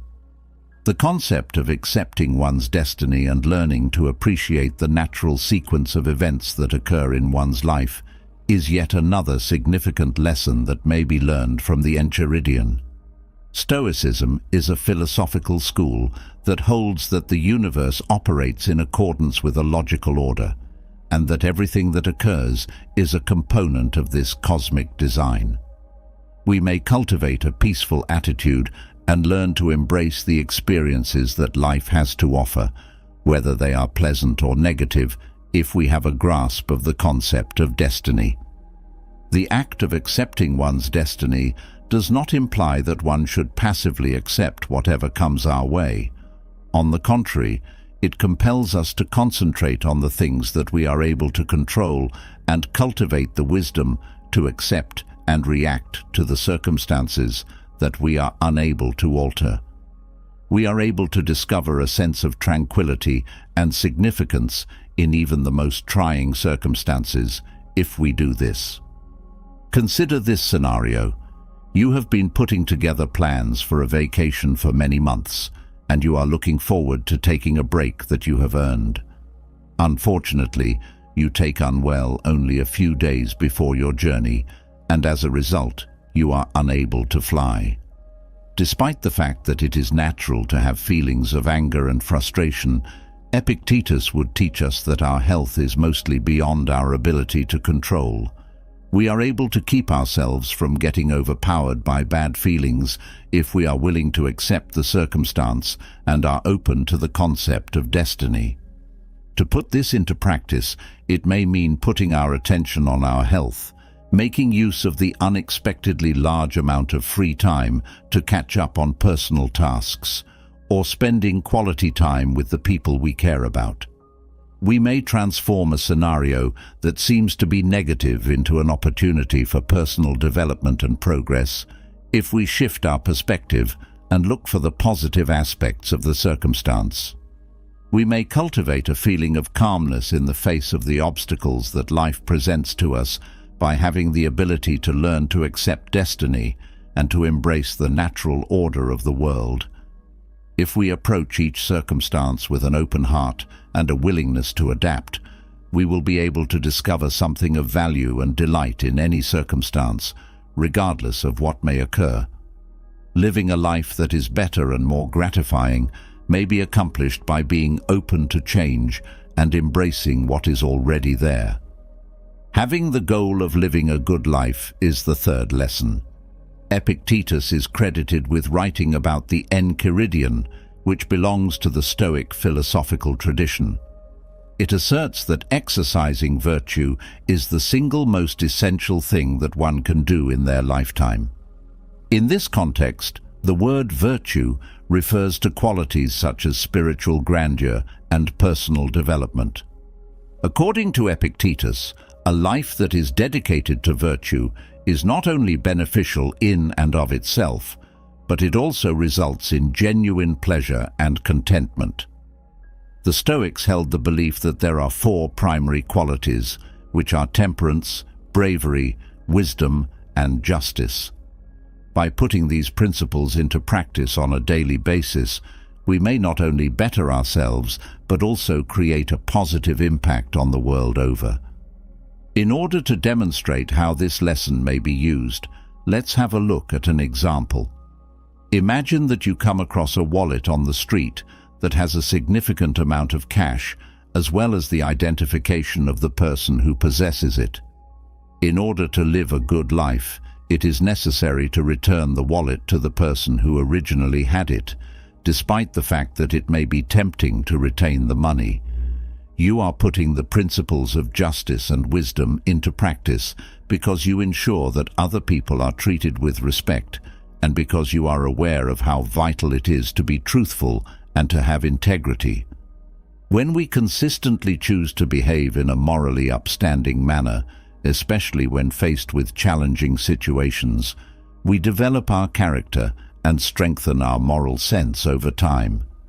It is possible that making these decisions may bring you a great deal of enjoyment, respect for yourself, and admiration from other people. Building a solid foundation for long-term enjoyment and personal development may be accomplished by prioritizing virtue above material possessions or the acceptance of other people. One of the most important things to take away from the Enchiridion, and a fundamental principle of Stoic philosophy, is the importance of living a good life. By striving toward the development of moral greatness and supporting the virtues of knowledge, bravery, justice, and temperance, we may better our lives and make a positive influence in the world. It is possible to enjoy the genuine pleasure and contentment that Epictetus believed might be attained by a life of virtue if one adopts these principles. A fourth lesson is to let go of material things and events that occur outside of oneself.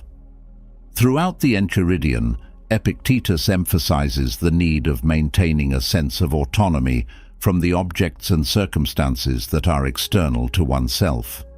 According to Stoic philosophy, our pleasure and well-being should not be dependent on external factors on account of the fact that these external factors are subject to change throughout time and are beyond our ability to control.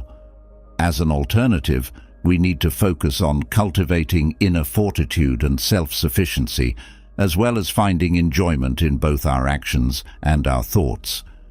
It is possible for us to let go of the desire for acceptance from other people and the fear of losing something, both of which may bring us unneeded tension and sorrow. This can be accomplished via the practice of detachment. This does not imply that we should give up our possessions or our relationships. Rather, it suggests that we should maintain a healthy perspective and be aware that these things and connections are not the source of our pleasure. Let's have a look at an example with me to illustrate what I mean. Consider how much effort you put in to develop a successful career and how much money you have at this point in your life.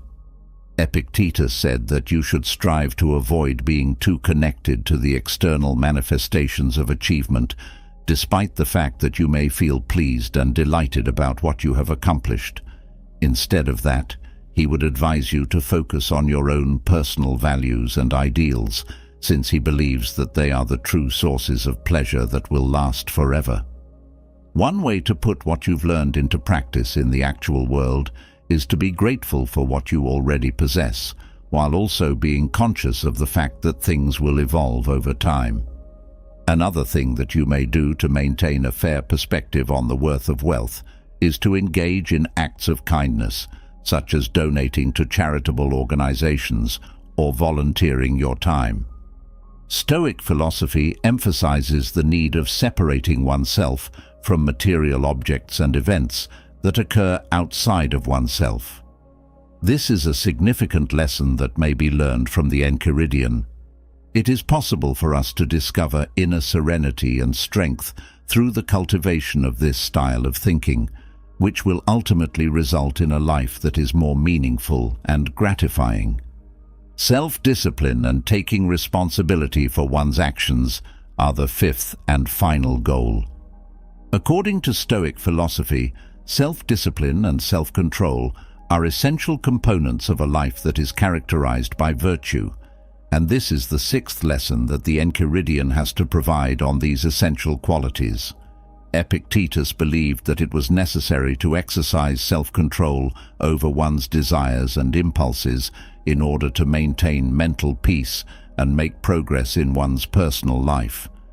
Being able to say no to short-term pleasures in favor of long-term rewards and being able to manage how you respond to things that are happening around you are both examples of actions that fall under the category of self-discipline and self-control. As a result of the fact that it liberates us from being enslaved by our impulses and allows us to live according to our fundamental principles, this practice may be considered a sort of personal liberation. Consider the concept of leading a good life as an example. There are times when you may feel the need to indulge in unhealthy meals or to forego physical activity in favor of less strenuous pursuits. On the other hand, if you possess self-discipline, you will be able to resist these cravings for the short term and prioritize your health and well-being for the long run. Creating nutritious meals, engaging in regular physical activity, and ensuring that you receive sufficient amounts of sleep are all instances of this. The implementation of this lesson into practice requires consistent effort, but the advantages are substantial. If you focus on developing your self-discipline and self-control, You will be able to make better decisions, achieve your objectives in a shorter amount of time, and live a life that is more healthy and enjoyable. We have the ability to exercise control over our desires and behaviors, which will allow us to experience the freedom and pleasure that comes from living in accordance with our core beliefs and ideals. You may overcome your fears and worries by concentrating on logical thought, as discussed in the 6th lesson. In the 6th lesson of the Enchiridion, the author emphasizes how important it is to think clearly in order to overcome anxiety and dread. Epictetus believed that one of the primary causes of many of our negative feelings is the existence of incorrect concepts and assumptions. Through the process of analyzing these ideas and replacing them with more rational ones, we may prevent unnecessary suffering and create a more positive mental state for ourselves. One of the most effective methods to do this is to call into question our thoughts and beliefs, particularly when they cause us to feel uneasy. When we are able to identify the irrational beliefs that are the source of our anxieties and concerns, we are able to challenge those beliefs and replace them with concepts that are more rational. Let's imagine, for instance, that you are really anxious about delivering a speech in front of an audience. Do you have any input? It is probable that your dread stems from the unreasonable belief that others will laugh at you and condemn you if you make a mistake or stumble over your words. This is maybe the source of your worry. You may convince yourself that everyone makes errors and that others generally won't be too harsh on you if you exercise common sense. This would be an accurate statement. It is also possible for you to comprehend that your value as a person is not dependent on a single accomplishment. If you replace your irrational beliefs with ones that are more sensible, you will be able to experience less anxiety and a greater sense of comfort in the situation. Keeping one's attention on the here and now and refraining from dwelling on the negative events that may occur is yet another method for managing stress. A significant portion of the time, our anxieties and fears originate from imagining the worst possible outcomes that may occur. It is possible for us to cope with these negative ideas more successfully and maintain a more tranquil state of mind if we remind ourselves to keep our attention in the present now and focused on the task at hand. Using clear thinking, the 6th lesson from the Enchiridion teaches us how to overcome fear and concern and go on with our lives. If we examine our erroneous ideas and concentrate on the here and now, we will be able to maintain a more stable mindset and deal with the challenges that life throws at us with more clarity and self-assurance. 7th lesson, showing compassion and empathy to other people. In the 7th lesson of the Enchiridion, the emphasis is placed on the significance of demonstrating compassion and understanding toward other individuals. According to Epictetus, in order to lead a life that is distinguished by virtue, we must first recognize our shared humanity and then demonstrate respect for other people. Due to the fact that we are all interconnected, Stoic philosophy believes that we need to collaborate in order to assist one another in our journey toward enlightenment and personal growth. Engaging in active listening and demonstrating a genuine interest in understanding the thoughts and emotions of other individuals is one approach to put what you've learned into practice. It is possible that this manner of doing things may assist us in better understanding their problems and points of view, which will ultimately lead to more understanding and stronger connections. Think of a scenario in which a buddy is going through a difficult moment and they share their problems with you.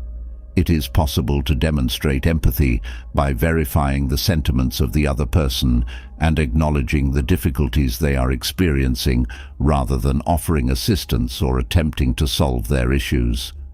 If you demonstrate that you care about them and that you understand what they are going through, you will be able to provide them with the support and assistance they need to get through their challenges. Another component of being kind and understanding to other people is being conscious of the impact that our words and actions may have on the people in our immediate environment. Despite the fact that there are instances when we may not agree with or comprehend the perspective of another individual, we can nevertheless make an effort to be courteous, helpful, and understanding.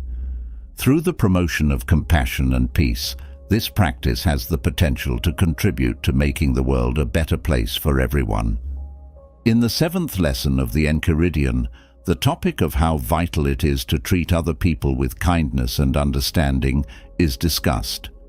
It is possible for us to cultivate deeper connections and make the world a better place if we consistently listen to one another, acknowledge the experiences of others, and show concern for how they are feeling.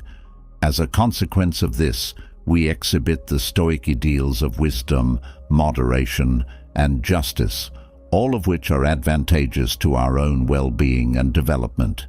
Take the input you get to heart, and do not let the opinions of other people to lead you to modify your viewpoint.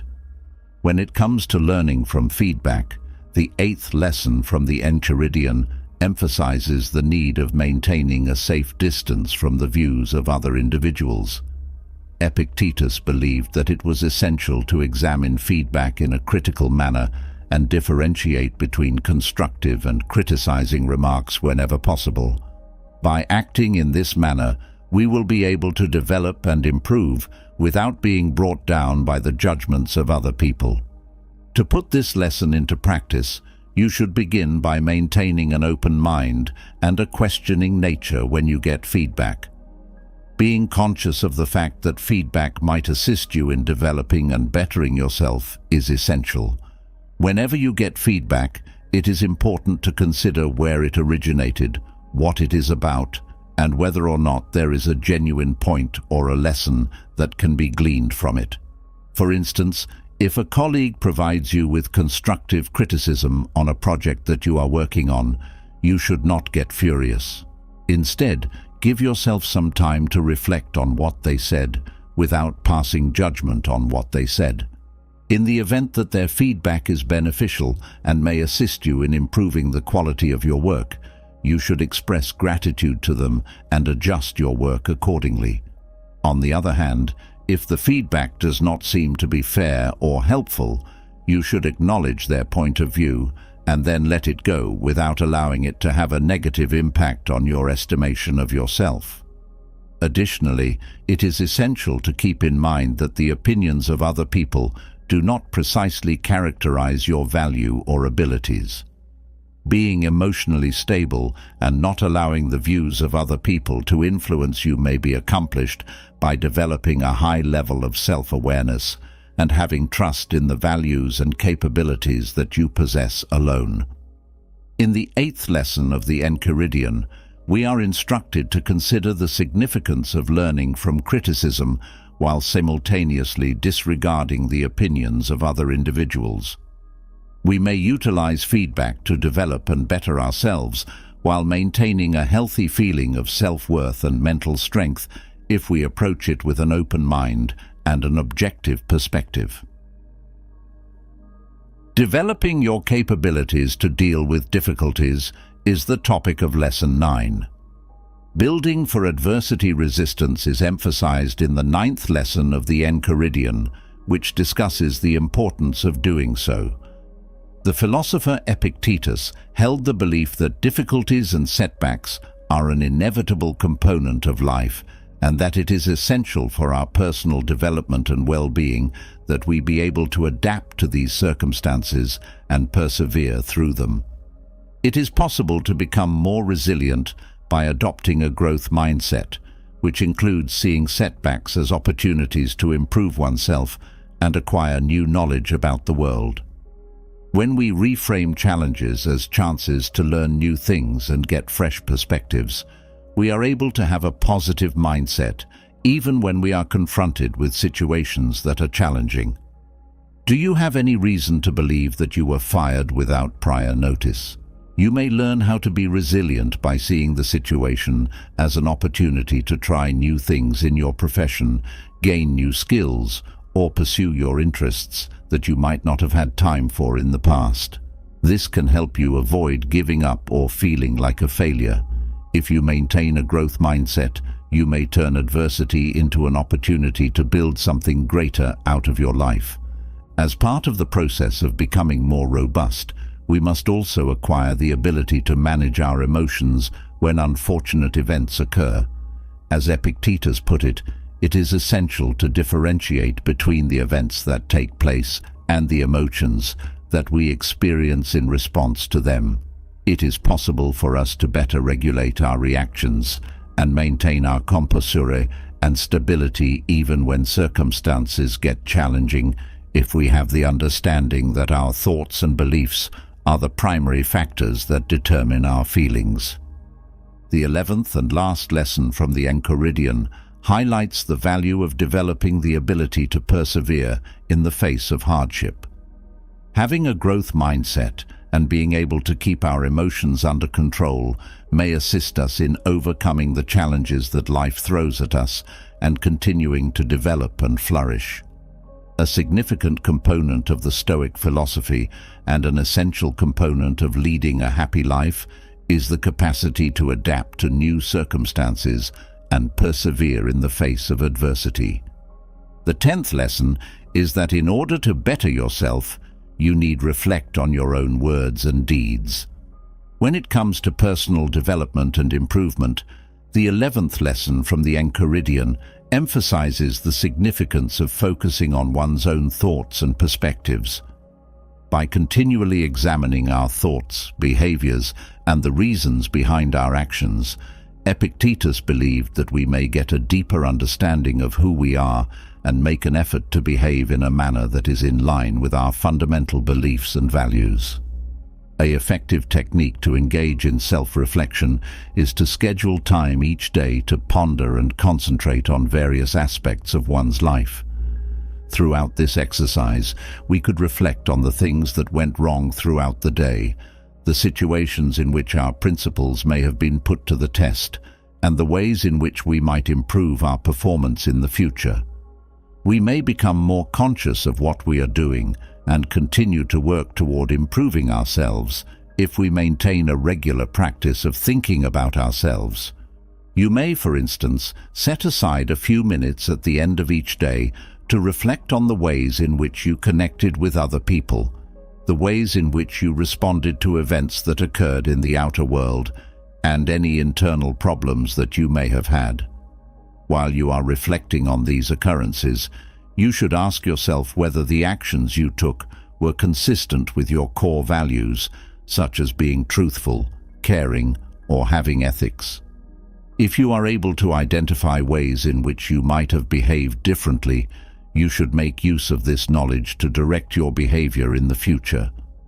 Another essential component of self-reflection is the process of recognizing and challenging any negative thinking patterns or limiting beliefs that may be preventing you from moving forward.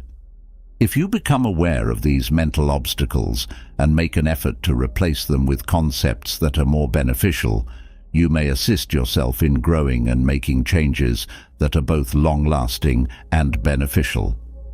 The 11th lesson from the Enchiridion discusses the significance of self-reflection as a form of personal development and improvement, and how powerful it can be.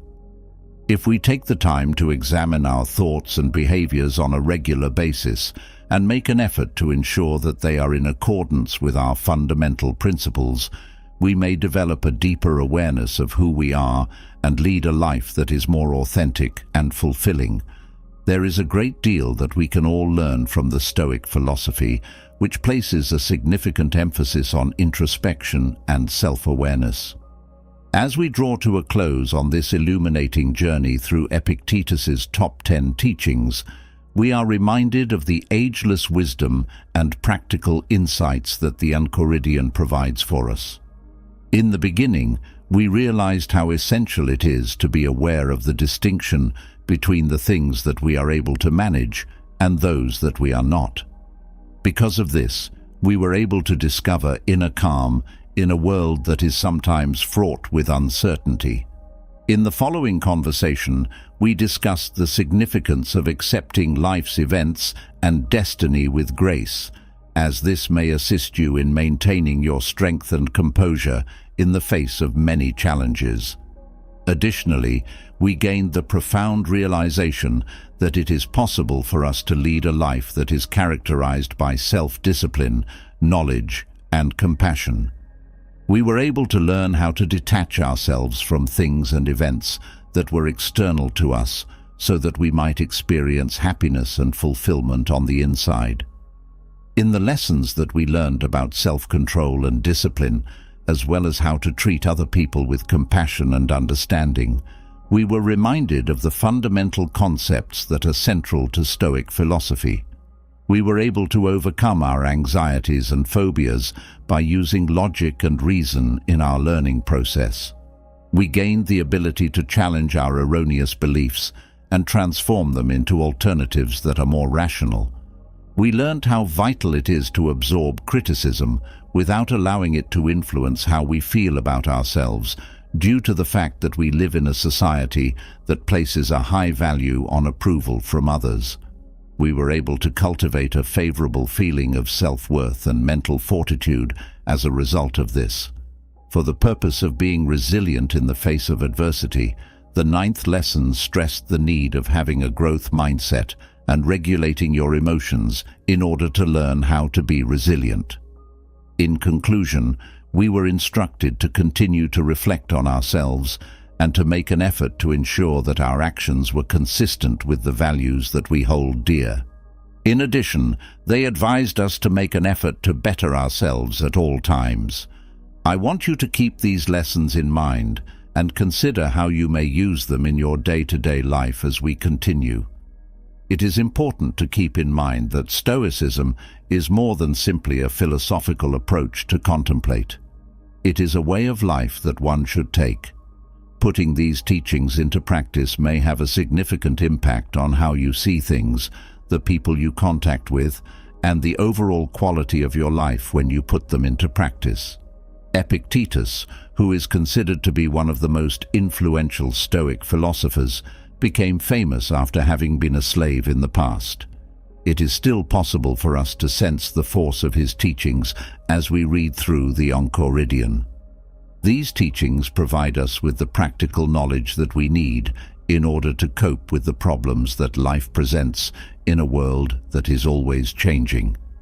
Epictetus's philosophy is still a dependable source of knowledge because it contains counsel that has stood the test of time and teaches how to live a life that is filled with calm, virtue, and happiness.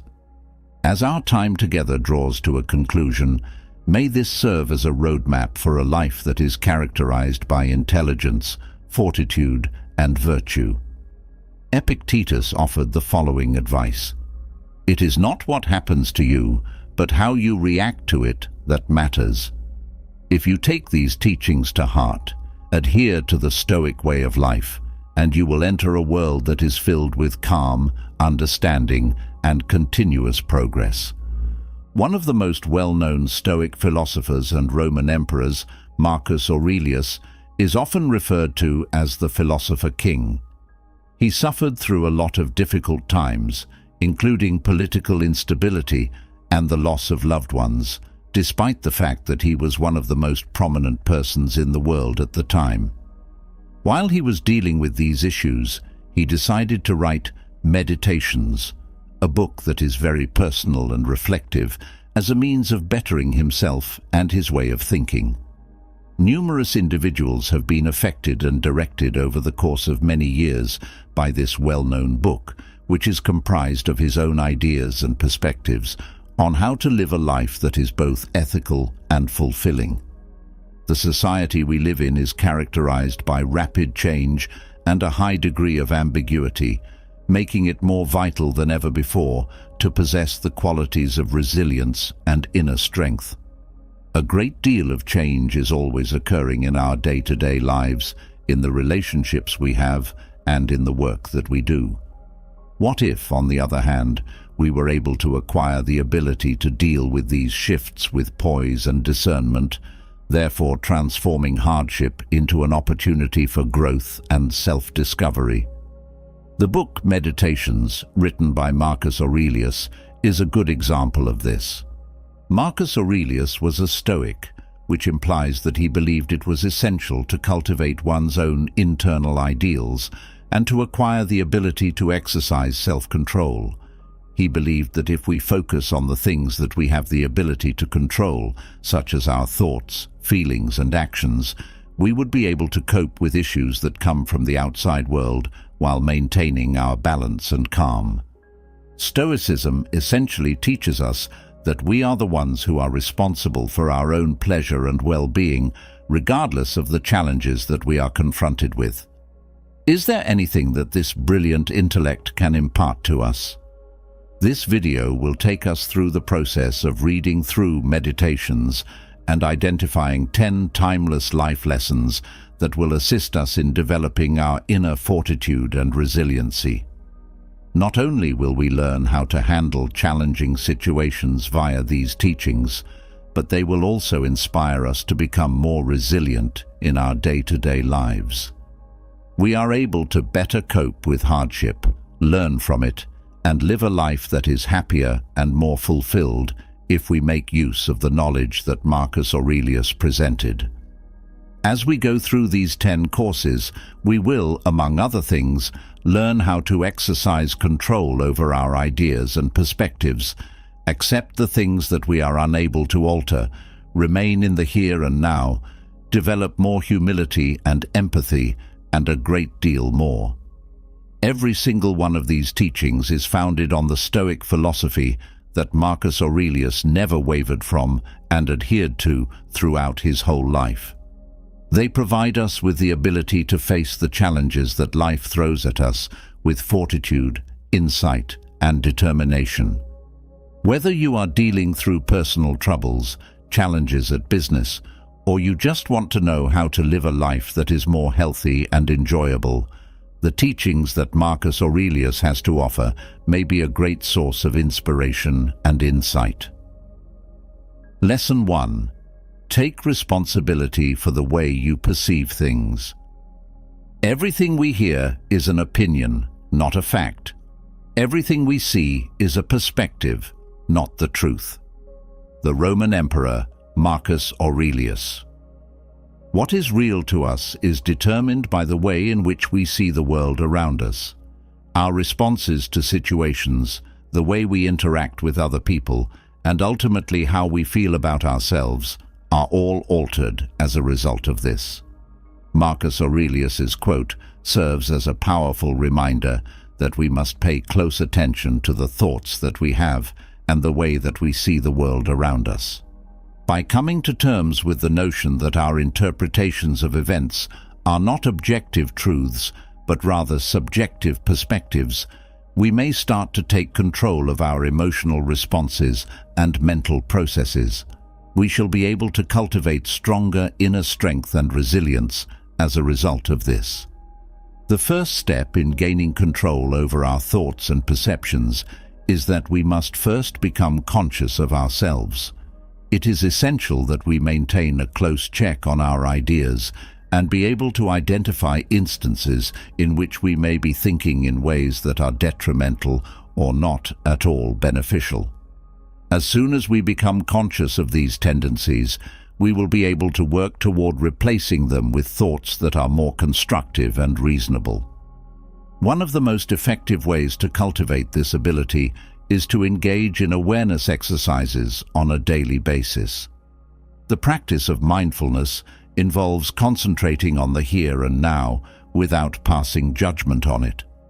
This allows us to become aware of our thoughts and feelings as they arise without being attached to them or responding in an excessive manner. Practicing mindfulness may assist us in developing a greater sense of self-awareness and teach us how to recognize when our ideas need modification. Putting your thinking to the test, also known as cognitive retraining, is yet another method that may assist you in gaining control over how you see things. In order to do this, it is necessary to become aware of any negative or irrational ideas, to challenge them, and to replace them with thoughts that are more rational and balanced. It's possible that you believe, "I'm a failure because I didn't get that promotion." Try switching your perspective to, "I may not have gotten the promotion this time, but that doesn't mean I'm not good enough or worthless. I can learn from this and continue to grow professionally." Finally, being in the company of positive individuals may also assist you in controlling the way that you think about things. Find individuals that you admire, whether they be friends, instructors, or other people, and who have the views and characteristics that you wish to cultivate. Keeping a more optimistic and helpful attitude may be facilitated by engaging in activities and having conversations that bring about pleasant emotions. To summarize, one of the most essential things that we can do to develop our endurance and inner strength is to exercise control over the way that we perceive the world around us. Being more self-aware, engaging in mindfulness practices, engaging in cognitive retraining, and surrounding ourselves with positive people are all ways in which we may train our brains to provide us with a more balanced and optimistic perspective of the world. Having this shift of perspective might provide us with the fortitude to confront the difficulties and obstacles that we encounter in life with more self-assurance and composure. Always keep in mind that, as Marcus Aurelius put it, our opinions are not unchangeable realities, and that we have the ability to alter them to our own advantage. Lesson 2. Let go of things that you are unable to alter. Accept the things to which fate binds you, and love the people with whom fate brings you together, but do so with all your heart. The Roman Emperor Marcus Aurelius. One of the most significant teachings that Marcus Aurelius imparts to us is the need of accepting and letting go of things that we are unable to alter. This is one of the most significant concepts in Stoicism, and it is also an essential component in developing one's own inner fortitude and resilience. When we learn to accept the unpredictability of life and the circumstances that are beyond our control, we are able to direct our attention and energy on the things that really deserve our attention, our thoughts, feelings, and actions.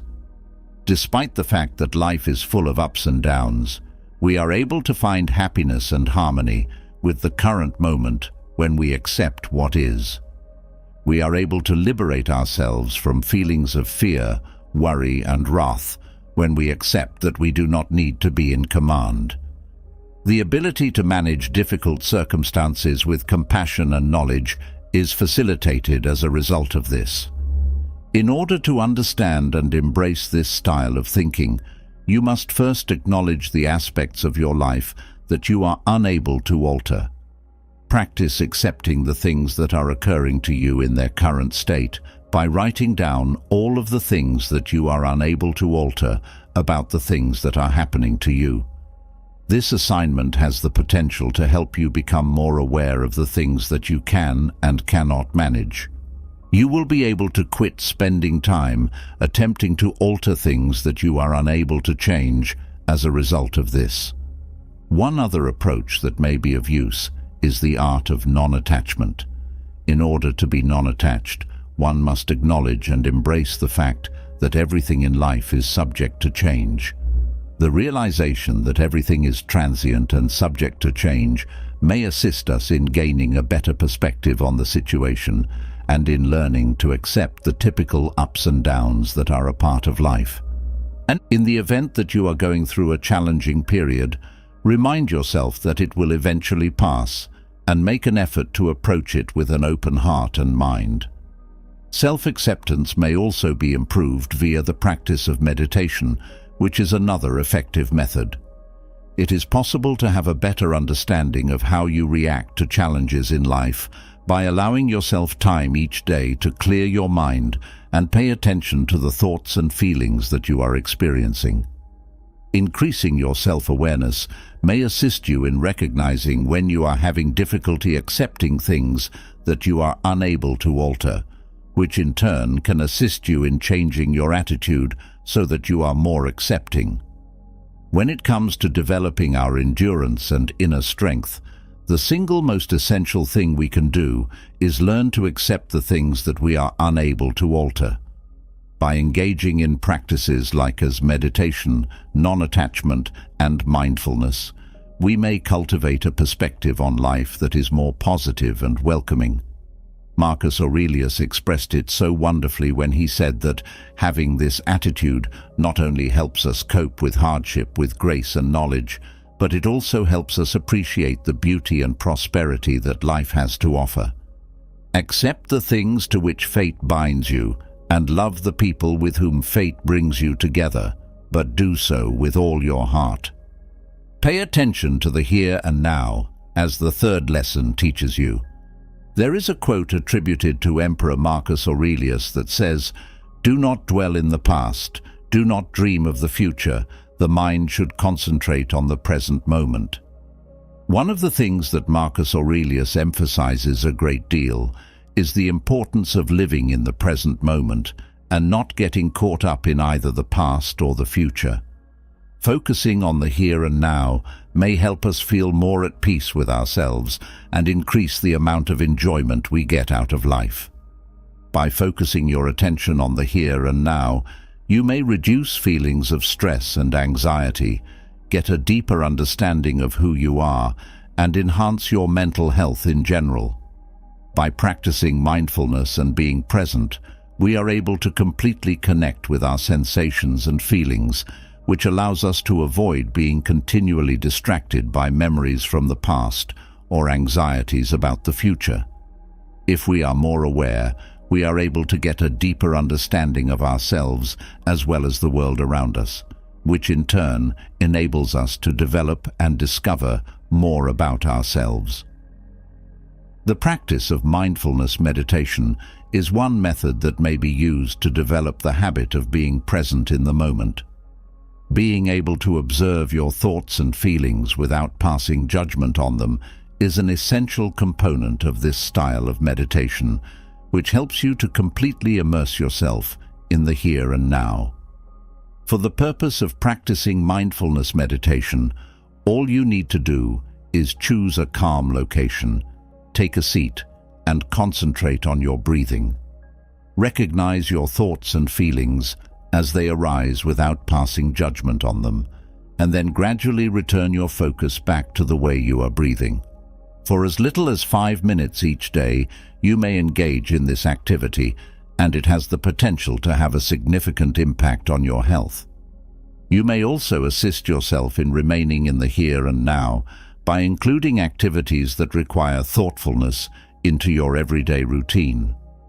This may include activities like as mindful eating, in which you take pleasure in each mouthful and pay attention to the flavors and aromas of the food you are eating, or mindful walking, in which you pay attention to your surroundings and how your body feels as you walk. Through adding awareness into your day-to-day activities, you may make yourself more in tune with your thoughts and feelings, as well as raise your appreciation for the moment that you are now experiencing. Putting aside some time each day to reflect on the situation and assess your own performance is something you should consider doing. Journaling may be an effective method for processing your experiences, feelings, and ideas, because it allows you to reflect on your behavior and thoughts during the day and see patterns in your behavior and thoughts. Furthermore, it might assist you in being more present. You have the ability to acquire knowledge that will assist you in being present in the here and now and in making more informed choices in the future. Lesson 4. Acquire the qualities of humility and compassion. Prior to making a negative statement about another person, you should first consider the flaw that you have that is most similar to the defect that you are going to criticize it. The development of resiliency and inner strength calls for the cultivation of traits such as compassion and humility.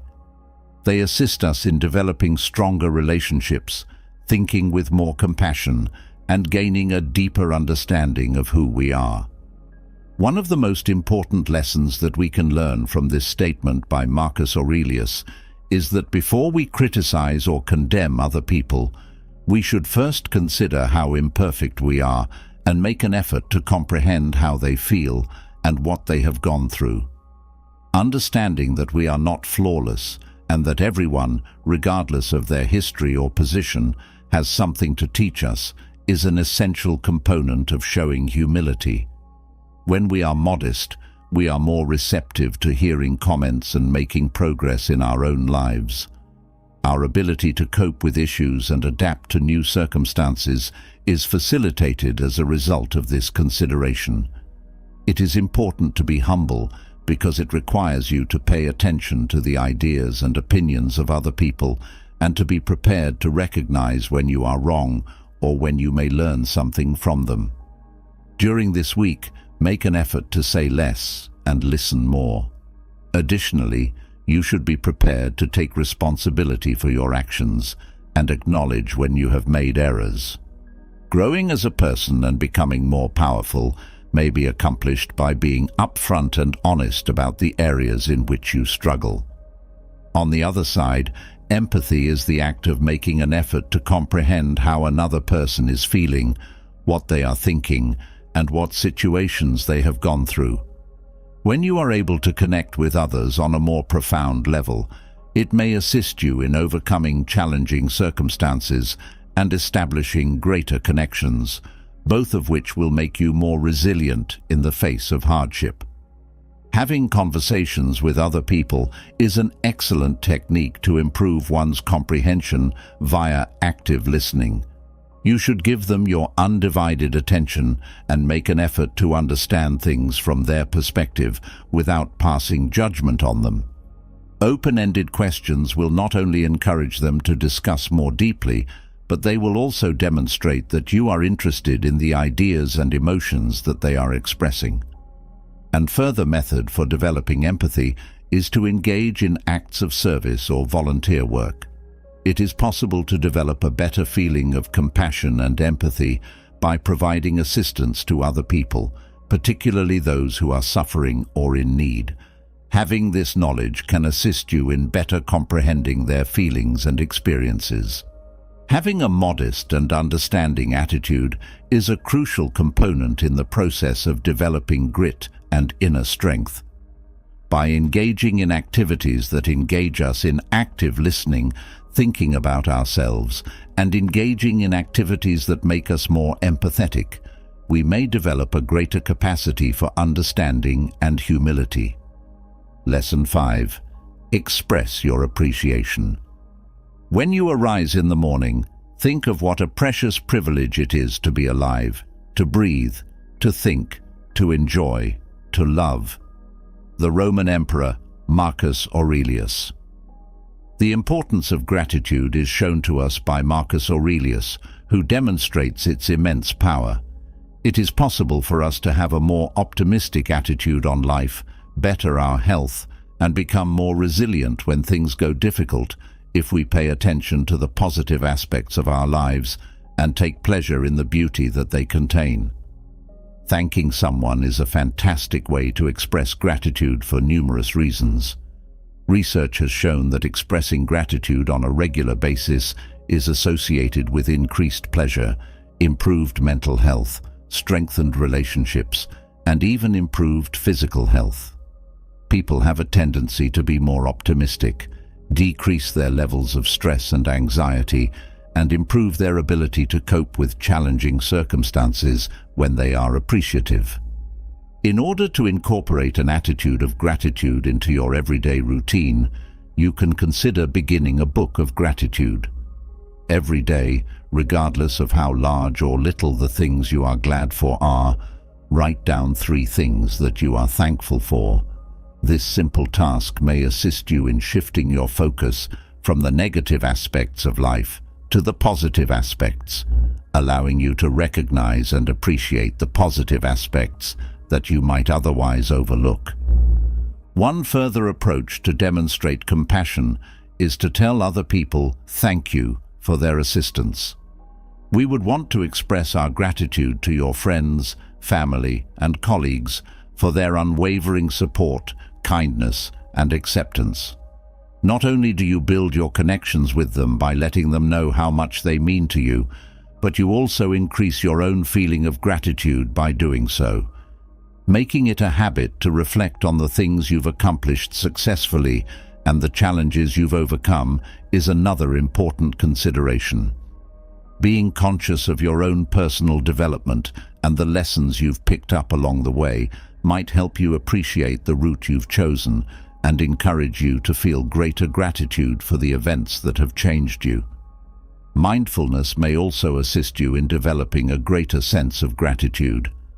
It is possible to learn to appreciate the simple things that we often fail to notice, such as the feeling of the sun on our faces or the sound of someone laughing with us, by taking the time to connect with the present moment. By taking pleasure in these moments, you might cultivate a greater sense of gratitude for the little things that life bestows upon you. An effective method to enhance your health, maintain a positive mood, and become stronger is to make gratitude a regular part of your life. It is possible to increase your sense of gratitude for all the wonderful things that have occurred in your life by keeping a gratitude book, expressing your appreciation to other people, reflecting on the ways in which you have developed as a person, and engaging in mindfulness practices. Lesson 6. Look at challenges as opportunities to make growth. The impediment to action advances action. What stands in the way becomes the way. Martin Luther King. I.e. In this powerful lesson, Marcus Aurelius advises us to see misfortune not as an insurmountable obstacle, but rather as an opportunity for personal growth and betterment of oneself. Changing the way that we think about challenges and setbacks is one way that we may increase our grit and overall inner strength. Even in the most difficult of circumstances, this will be of great assistance to us. There are several ways in which overcoming obstacles may assist you in developing as a person. They provide us with the opportunity to acquire new knowledge, gain valuable experience, and get a deeper understanding of who we are and what we are capable of doing. In addition to boosting our confidence, encountering adversity may help us become more conscious of our ability to persevere through difficult situations and emerge stronger on the other side. Changing one's perspective on adversity such that it is seen as an opportunity to learn and develop is the first stage in the process. Individuals that have a growth mindset are of the belief that we are capable of enhancing our abilities and knowledge by exerting ourselves and being committed to our task. When you are confronted with a challenge, it is important to consider what you may gain from the experience or how it might help you become a more resilient and capable individual. Your ability to reframe negative ideas is another way that might aid you in seeing hardship as an opportunity for personal development. When you are in a difficult situation, you should make an effort to be cognizant of the negative ideas that come to mind and intentionally transform them into words that are more positive and strong. Take, for example, the idea, "I'll never be able to handle this." Instead, you could shift your mindset to something along the lines of, "This is a difficult situation, but I can learn and grow from it." In addition, the experiences of other people who have overcome challenges and developed as individuals may serve as a source of encouragement. It is possible to get knowledge about the lives of influential individuals by reading books or listening to presentations about them. It's possible that these individuals have gone through challenging situations, yet they have triumphed over them. One of the most effective ways to keep in mind that every challenge has the potential to bring about development and transformation is to use these instances. When you are confronted with challenges, You may also want to consider seeking assistance from personal friends, members of your family, or even professional advisors. When you have a network of people who care about you, they may provide you with essential support, guidance, and a new point of view. This can help you see issues as opportunities to develop rather than challenging hurdles that are hard to overcome.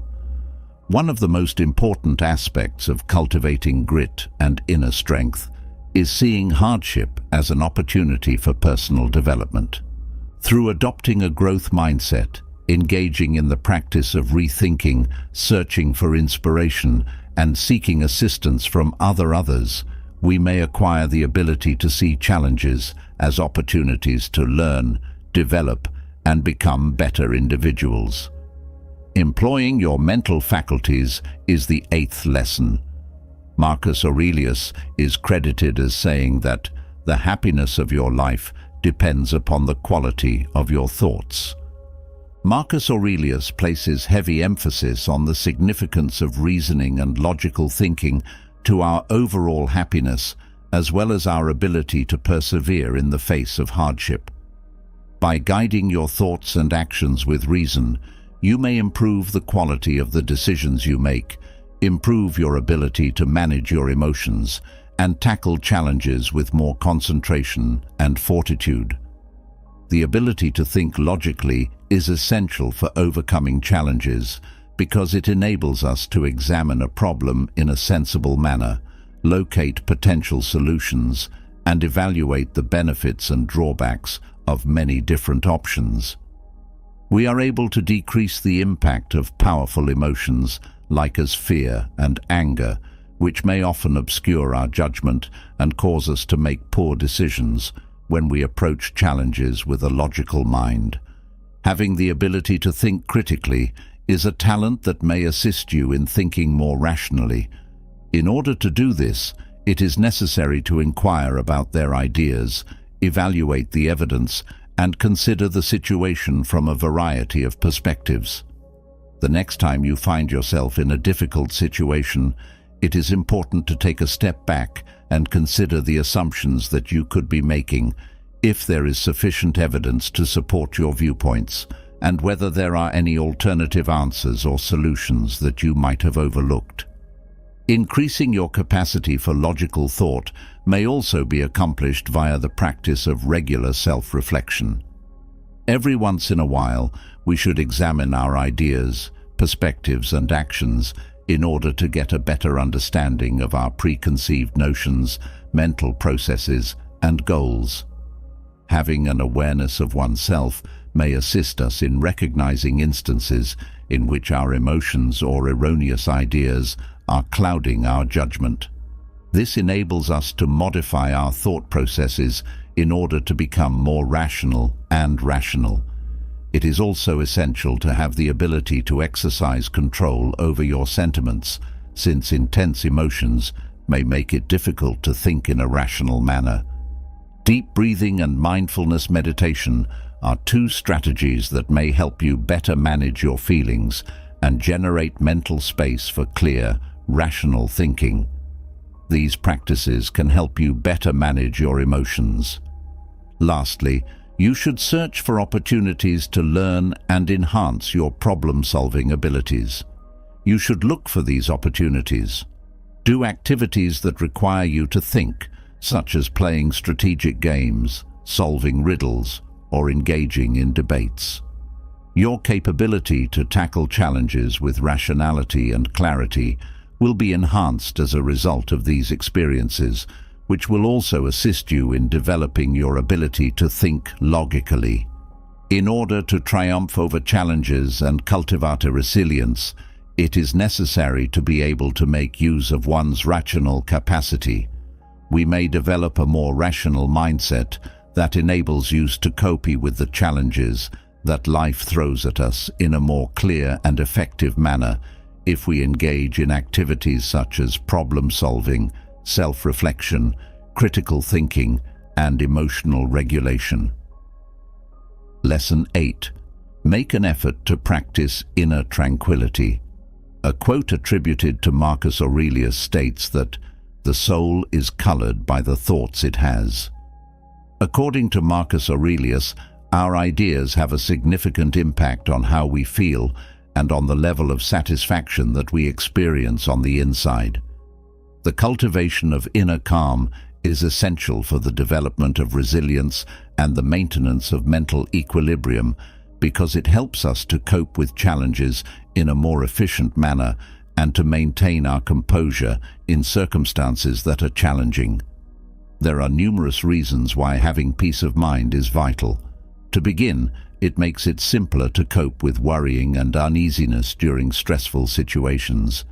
People are better equipped to cope with the stresses and unknowns that come with life when they have reached a point where they are at peace with themselves. Maintaining this hormonal equilibrium may help you avoid being overworked, reduce the likelihood of experiencing issues related to your mental health, and enhance your overall health.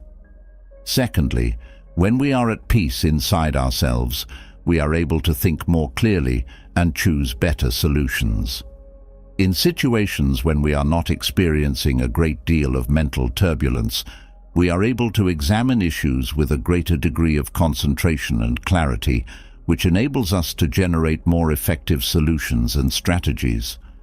Participating in activities that bring you joy and help you relax is an excellent method to discover the serenity that you seek inside yourself.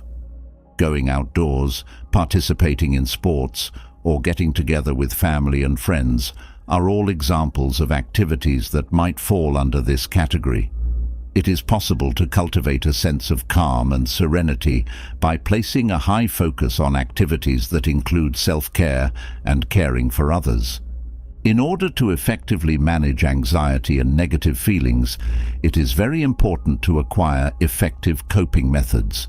You may, for instance, engage in some deep breathing methods or engage in some physical activity such as yoga or going for a stroll. Using these techniques may assist in reducing stress and bringing your emotions back into equilibrium. Last but not least, give some thought to beginning a regular practice of gratitude, which was something we discussed before. You are able to enhance your mood and discover inner peace by focusing on the positive aspects of your life and expressing gratitude for the things you already possess. Improve your ability to maintain a detached stance. Attach yourself to what is spiritually superior, regardless of what other people think or do. The Roman Emperor Julius Caesar. Within the context of this lesson, Marcus Aurelius instructs us to cultivate a sense of detachment from external occurrences and circumstances by concentrating on our own internal ideals and spiritual development, rather than seeking acceptance or pleasure from other people. Through the use of this strategy, our inner fortitude and endurance may be strengthened. There are a lot of positive aspects associated with solitude. Maintaining our composure and emotional steadiness in the face of hardship or difficulty is made easier by detachment.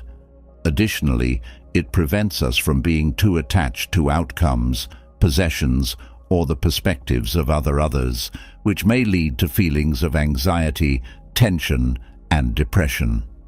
Take the first step in becoming more detached in your day-to-day life by paying closer attention to your thoughts and the ways in which they influence you in reaction to the events that are occurring around you. The technique of observing your feelings and ideas without being too attached to them or identifying with them is something you should be working on. Be conscious of how you respond to different situations. With this newly acquired self-awareness, you will be able to recognize when you are concentrating too much on the events that are occurring around you and will be able to redirect your attention inside. In point of fact, the teachings that may be learned from Marcus Aurelius's meditations are very beneficial for developing one's inner fortitude and resiliency. Allow me to go over and emphasize a few of the most significant points that we have learnt from these lessons. 1. Controlling perception. Being aware of the fact that how we see things has an effect on how they really are may assist us in better managing challenging situations. 2. Acceptance of the unchangeable. When we learn to accept the things that we are unable to change, we are able to concentrate on the issues that we are able to alter. 3. Being present in the moment to the fullest extent. Being completely present in the moment enables us to discover that our everyday lives are filled with worth and serenity. 4. Humility and empathy. Being modest and considerate of other people is beneficial to your development as a person and in the way you connect with other people. 5. If you want to be more content and happy, you should learn to be grateful for what you already possess. Accepting challenges. Accepting challenges as opportunities to develop oneself is one way to transform mistakes into valuable learning experiences. 7th, we are guided by reason. Using reason to assist us in making judgments enables us to navigate through challenging circumstances and make better selections. 8. Developing inner peace. Self-reflection and mindfulness are two practices that may assist you in developing inner peace, which in turn can aid you in being more emotionally robust. 9. Putting detachment into practice.